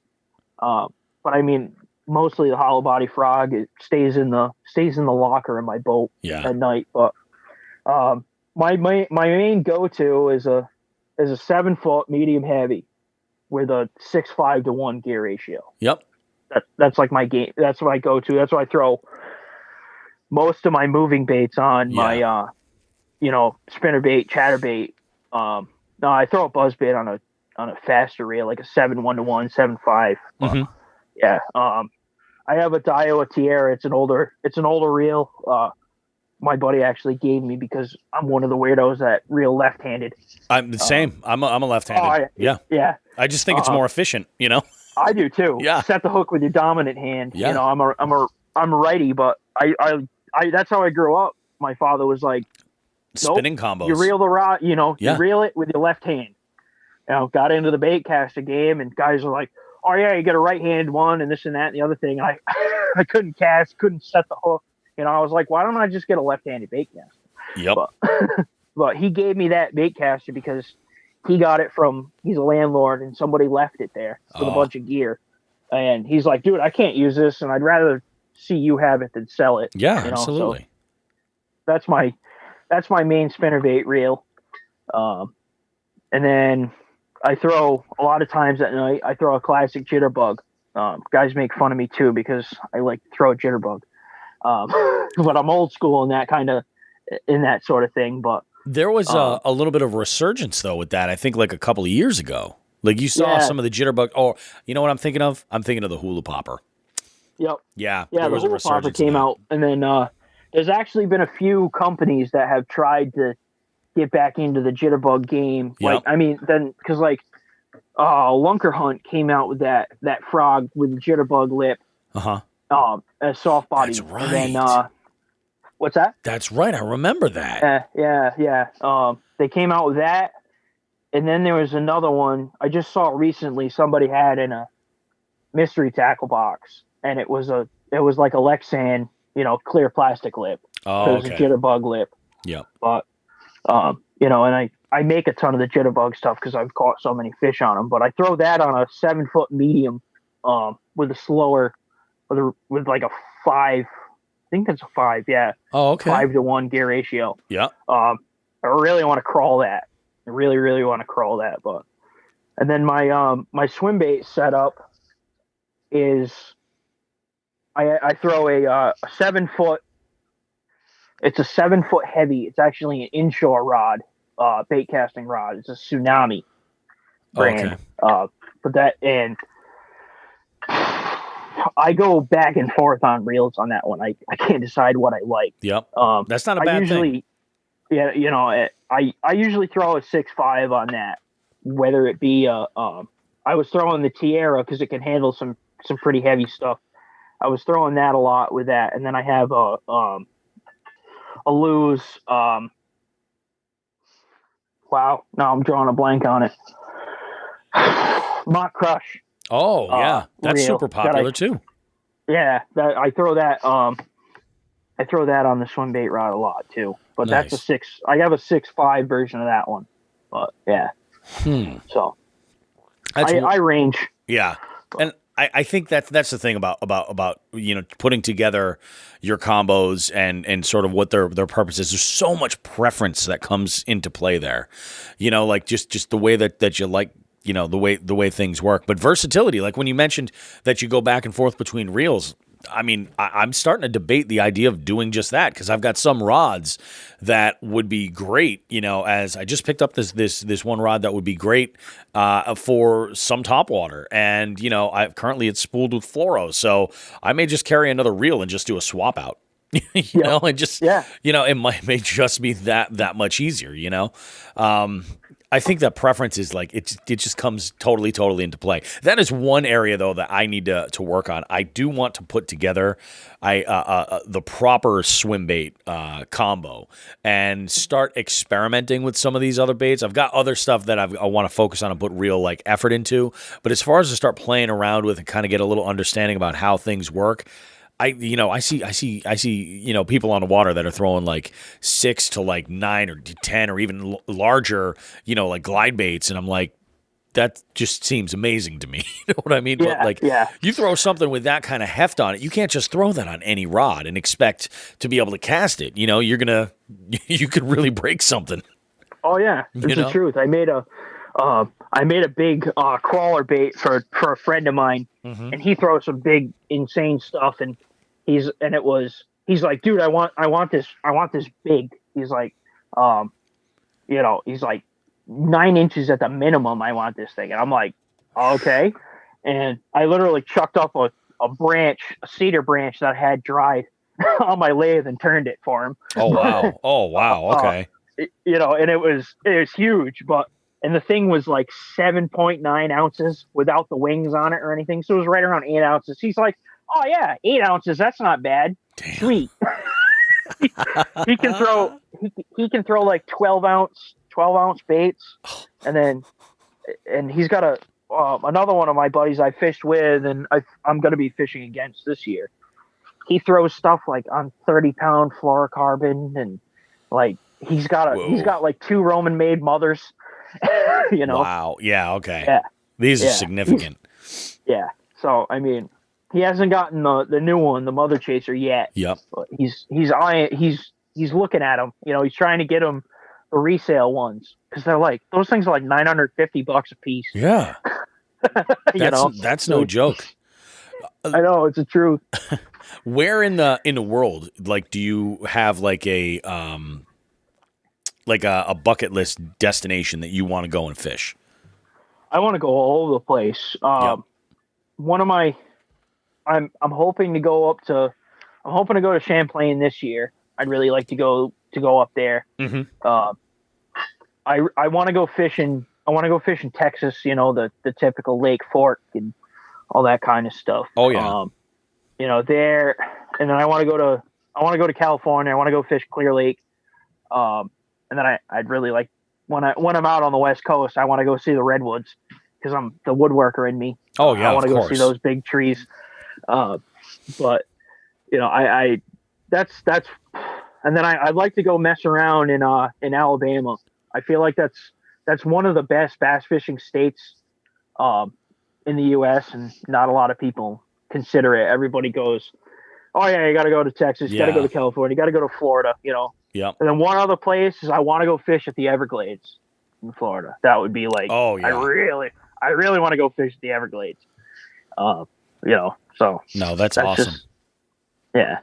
That's the thing. There's so many amazing places for different types of fishing. And you're right. You know, I feel like Texas and California, Florida, those are the go-tos. Mexico, you know, that's another one. Yep. People are just like, yeah, absolutely. They all want to go and fish there. I'll tell you, after I did an episode with, I don't know if you follow Slaunch Doctor on Instagram, Brad and Zach, and they had a conversation with me about where they fish out in East Tennessee. And they're just like, you know, don't sleep. East Tennessee has some great smallmouth fisheries. Like, you should definitely come and check it out. So, oh yeah, I just gotta, you know, I'm with you. Like, I kind of want to fish everywhere, even if the fishing isn't necessarily fantastic. I just want the experience. You know, I want to go out to Minnesota, hey, land of 10,000 lakes, sign me up. Yeah, know? Exactly. That's exactly it. You know, anywhere there's water. Yep. You know, yeah. I got a buddy that he says, oh yeah, well, who would want to come to Rhode Island and destination fish? And I'm like, if I lived in Oklahoma, I would, just because I say I did. And you know, I think that New England, a lot of people lean toward. When they think destination fishing, they're not thinking largemouth per se. I mean, I think personally, freshwater fishing up here is amazing. But where I live, about 40 minutes from where I live, there is one of I would argue one of the most popular trout fishing spots in the world. Okay.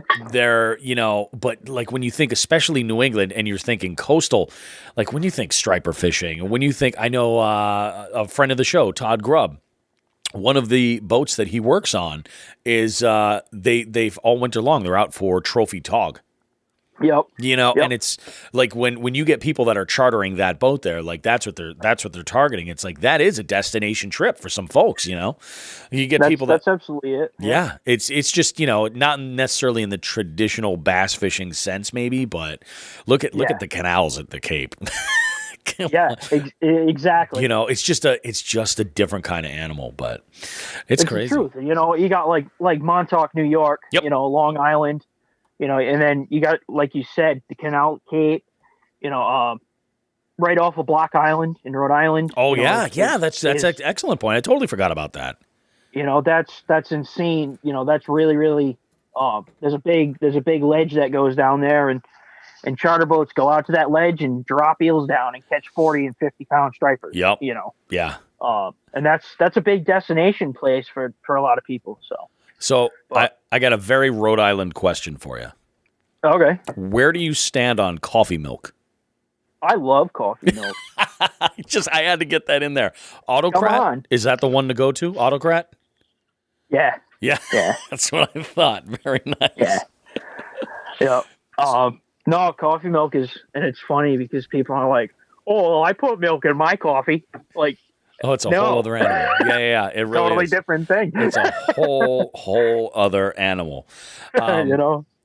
So we're down to our last question, but it's a two-parter and it's a doozy. And this is the one where it's sort of like it's tough because, you know, this show's based on fishing stories. So there's two stories that I'm looking for here. One is the one specifically that you're like most proud of on the water. Maybe for you it was, you know, a bait that you had created that you were, you know, checking and you caught just a beast on it. Maybe it was a PB. Maybe it was a tournament win. Who knows? But give me the moment that you were most proud of on the water. And then on the flip side, give me the moment that's like the biggest sort of one of those. All right. So there's a few really good proud moments. So I got a two-parter for the first one. Okay. So I was going to a tournament, overnight tournament. I was working was I going to school at the time, or I was going to school, I was working. I got home and it was a Friday, so we go from Friday into Saturday, and you get home Saturday morning. Yep. So I had to get my boat ready and everything, and I hooked my boat up, and I'm towing it out, and the wheel got caught under the tarp, and I'm like, oh, I'll just pull the boat off the tarp. Oh, okay. So the tarp actually slid. It made the boat totally slide, and I was driving forward. The trolling motor head, the foot mount trolling motor, the plastic like head that sticks out of the water. Yep. It smashed into a tree, like blew it to smithereens. Oh, dude, that sucks. And I was like, oh no. And then I'm like, I sent my tournament director a text message, and he's like, and we fish singles. Okay. It's just one of us out there. And he's like, well, we could put you on another boat. And, and you're fishing against the guy, that you're on your boat with. Yeah. But it's pretty friendly. It's pretty low key, So I'm like, sure. And he's like, all right, we're going to put you on this guy Mitz's boat. So, and he's got a nice boat. One of the boats I would really want is Tracker Avalanche aluminum. It's an aluminum boat, but it's got like a fiberglass type hull shape hull. Oh, okay. Not a flat bottom. So I was stoked to fish on that boat because I had always wanted to. Yep. And we went to this one place. It's one of my favorite places, and it's only like 15 minutes down the road from me, 10 minutes down the road. Uh-huh. It used to be amazing at night, and now it sucks. He caught 2 dinks right off the bat on a jitterbug, and we went 7 hours without a bite. Him and I, we were like, he was talking about, he's like, oh, let's go offshore and drop shot. I'm like, yeah, we got to write articles on how to drop shot at night. And it says, don't do it, Pretty much. But anyways, so we went all night without a bite, throwing everything in the boat. And we're like, okay, the morning bite, that's what we got to focus on. Yep. We got to be in the place that we want to be, during the morning. So, about an hour before the end of the tournament, sun's starting to come up. I'm throwing a jitterbug paralleling some docks. Mm-hmm. And I caught a 1.5 pounder. And I'm like, oh my God, yes, my first fish, my first bite, got it in the boat. So that was like a weight off my shoulders. And then I could just basically I'm like, all right, I'm going to enjoy the last hour out here. So I'm fishing, and he hooks around, and I'm on the back of the boat, so I'm not getting the best angles at stuff. Yep. I flip a good, 15, 20 feet off the boat with a weightless Senko because I'm just trying to get a bite. Yeah. And I just see that line get tight, and I'm like, what the hell is that? And I set the hook, and this thing just goes, and it starts spooling. And I'm like, what the hell is this thing? Okay. And it jumps up, and it's a 3.5 pound smallie. And I'm like, oh my God, smallie. And so I'm reeling the thing in, and the thing, and it wasn't far away. I only like pitched, like I said, 20 feet off the boat next to the dock. Yep. So I don't have a lot of line out. This thing comes barreling at the boat, jumps into the outboard, and the guy in the mitts in the front, he's like, I gotta net that thing. Oh my God, and yeah. So he grabs the net. The thing smashes against the outboard. He's like, man, what the fuck are you doing? And I'm like, I'm not doing anything. Exactly, it's a fish. Yeah. So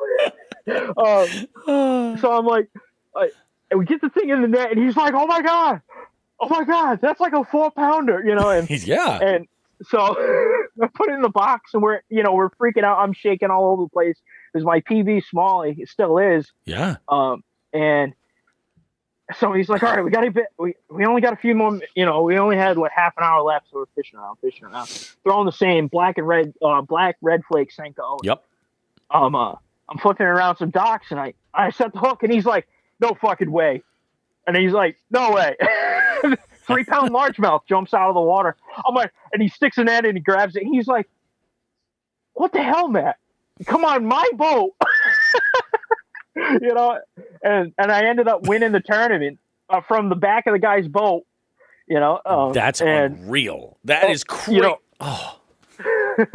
So that's probably one of the. It brought me so far down, breaking my boat, and then jumping on somebody else's, and then winning the tournament. Yeah, that is insane. Oh my God, I can't even. And talk about waiting for that morning bite. Like, damn, that is bananas. Yeah. Yeah. That's another thing I like about night fishing is, in the overnight tournaments, is Yep. you always got that morning bite in your back pocket. That's you're true. you're always looking forward to it. You Yeah. know, and that's the thing that keeps me going to an extent. But that, and then I guess my biggest fail moment. First year I had my boat. It was actually the same body of water that I won that tournament on. I was pre-fishing for a tournament, and I'm riding up on, and I'm up on plane and everything, and I got the new boat. I'd only had the boat for a few months. I had my rod strapped down and everything, and I'm driving and it's choppy. And just this cross breeze got me bad, just hit me. And I slowed down with the outboard, and it went wham, and I had two rods go. Butts went in the water, the reels, and I'm still doing like 25 miles an hour. Oh yeah. And I see the reels go in the water, and I go to grab them, and they're just gone. And I'm two rod and reels, and I'm like, no. Like I'm stopped, and I'm looking around, and and I'm like, there's no way that these things are floating. There's no way. Yeah. I was doing like 20 miles an hour at the time. Like those things are going.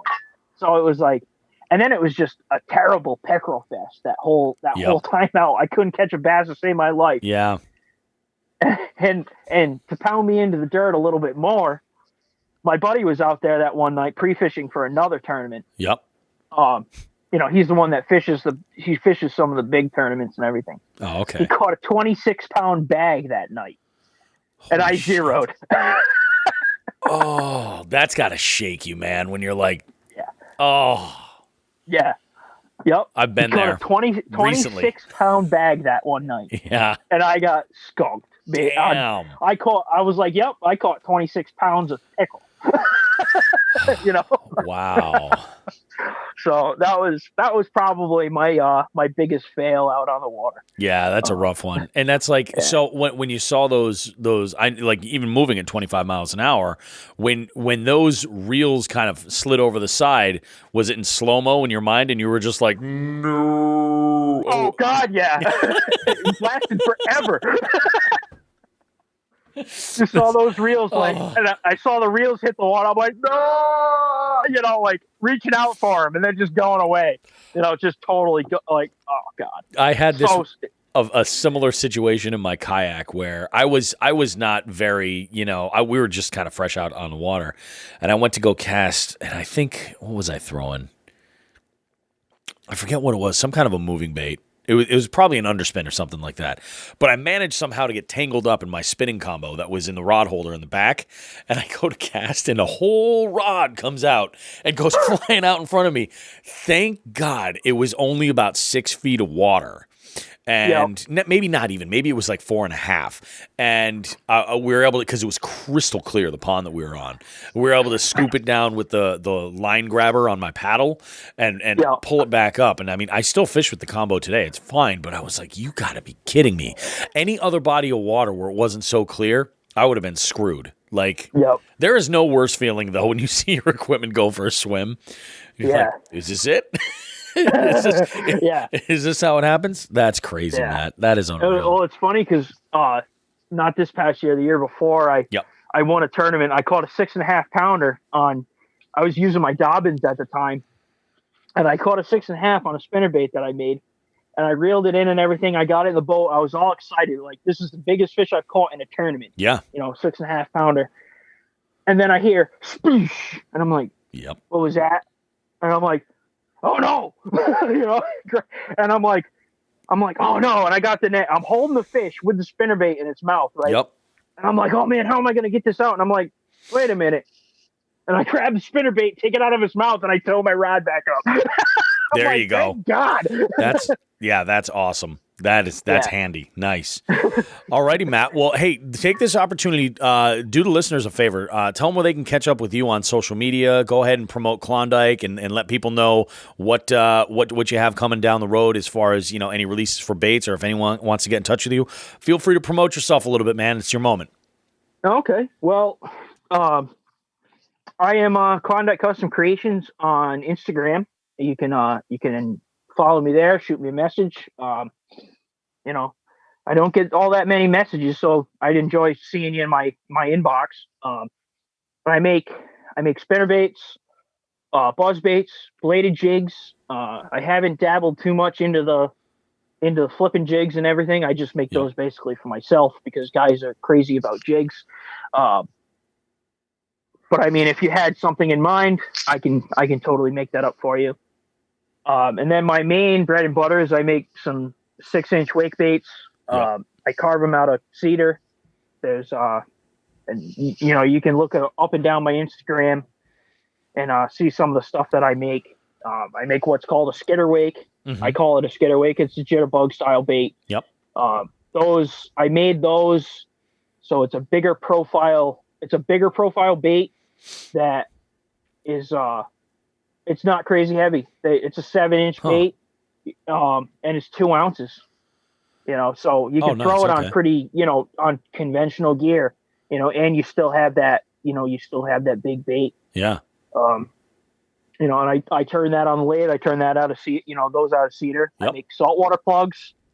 And then I actually production turn for a website called lurepartsonline.com. Oh, okay, cool.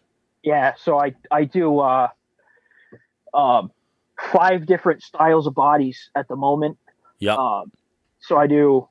It's a classic. Arbogast had the jitter stick. They still make them overseas, but they have a jitter stick. The jitter stick. It's a really, really popular. Well, it's not so popular. It's known by a lot of the night fishing guys. Mm-hmm. If my tournament director hears this, he'll slap me upside the head. But the jitter stick was it was a jitterbug. Jitterbug lip. It was a little bit longer, so there was a 3. It was a 3 and a 3 1/4 inch length. Yep. And they had a little prop on the back, just like one of those winged props. So it was like a spy bait jitterbug combination. A really, really, really good night fishing bait. But I modeled those after, I modeled my skitter wake after those. But I turn those bodies. I turn a bigger jitterbug body, so it's like 3 1/4 inches. Yeah. Long. It's bigger than the 5/8, but it's not as big as their musky bug. That's what it's called by Arbogast. Oh yeah.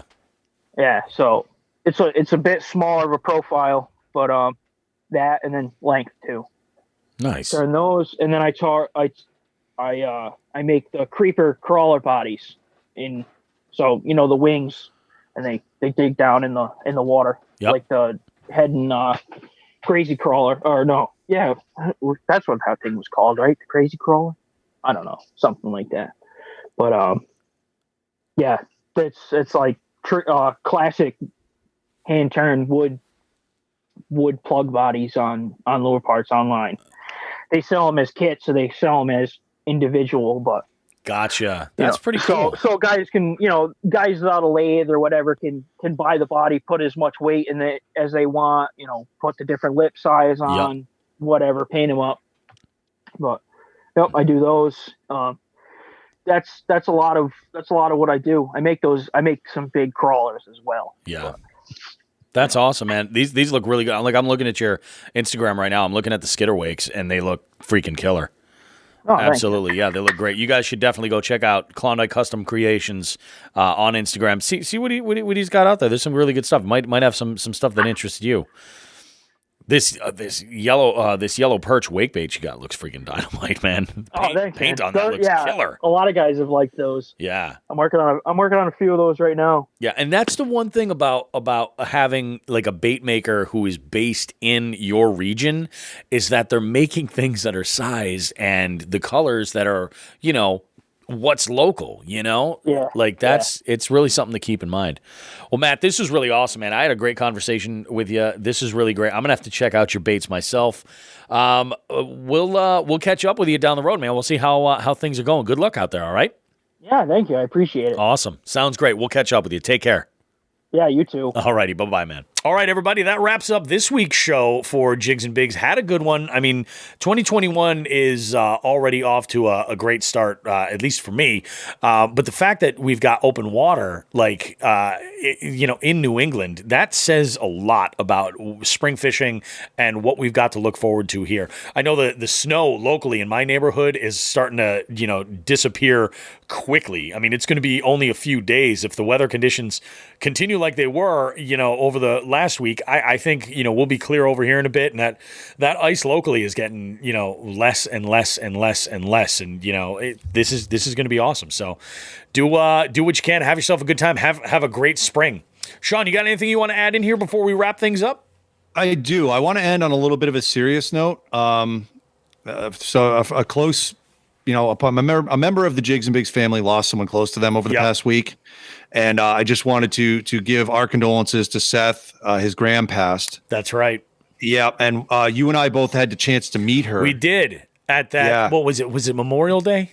It was the Chronic Trips after whatever it was. Was it Labor Day? Memorial Day? It was Labor Day. It was Labor Day because it was late in the summer. You're right. So yeah, it was a year-end type deal that Chronic Trips had run, and Seth had his gram there, and she was an absolute joy when we met her. She was a hot shit, man. She was funny. She was great. Yeah, she rolled with everything, and she passed this past week, and Seth has done a phenomenal job. And I sent him a message this morning too. A phenomenal job on really he put up just an absolute photo documentary, an amazing of her tribute. life. Yeah, it's been really everything. Good. So I mean, pictures of her when she was young, and then up until recently. So, Seth, we're sorry, and our condolences, and we're thinking of you. And she was a great woman. She was just an absolute joy to be around for the brief time we were around her. And we're thinking of you, man. Definitely, man. Yep. All right, well, let's go ahead and we'll kick this one off, guys. Thank you so much for listening and all the great feedback and everything. We've got a lot of great stuff coming up. March is going to be huge. April, we've got Chronic Trips April tournament happening. May, the first Jigs and Bigs listener tournament nationwide. So you're going to want to get in on all of this stuff. As always, we're always on social media. You can find us on Instagram at Jigs and Bigs. Our Facebook page has been slow, but it's had some stuff going. Follow us on Facebook also, because our lives we get a lot of views from Facebook over there. So check us out over there. We've got a couple things going, and I am working out some details on how to do a contest for our Facebook followers exclusively versus Instagram. That'll probably come up sometime over the summer, but just got to find the right way to do it. And then, of course, our YouTube channel is slowly but surely getting more and more active. It's starting to happen, so we're excited about it. Looking forward to doing some great stuff over there. We've had some subscribers, which is kind of amazing because we really use it for kind of a dumping ground for our live streams and things like that. But there will be some videos that will be showing up there eventually. So thanks for all that. Appreciate you guys. And I'm looking at populating it. I know we've been talking about it. It's just a matter of time, populating it with our podcasts so that those of you who are just YouTube listeners or YouTube watchers, you don't get into other streaming platforms, you'll have YouTube to listen to our stuff. So just give me some time. It's also, unfortunately for those YouTube listeners, the podcasts are on Spotify, they're on Apple, and they're on our website. Yeah. But I'm just gonna make sure that they're on there too, so people can enjoy them. If YouTube's your gig, that's cool. Just give me some time. Yep. So it'll be good stuff, guys. Thank you, everybody, for checking out the show. All the kind words. We're getting closer to that 10,000 number, man, of followers over on Instagram. I can't believe it's March the 1st right now, and we're as close as we are to it. You guys are amazing. Big shout out and thank you to everybody who entered the giveaway. Really appreciate all of you guys as well. And remember, in March, we will have 2 giveaways again. We're going to do our regular one on the last week, and then we will be working with Big Fish giveaways for another big ticket item. So that is coming up as well. Big shout out and thank you to all of our sponsors, all of our partners, all of our jig heads, and the entire Hooksett Hoodlum fam. You guys are all amazing. Appreciate you guys more than you know. Have yourself a great week. We'll see you in 7 days. Tight line.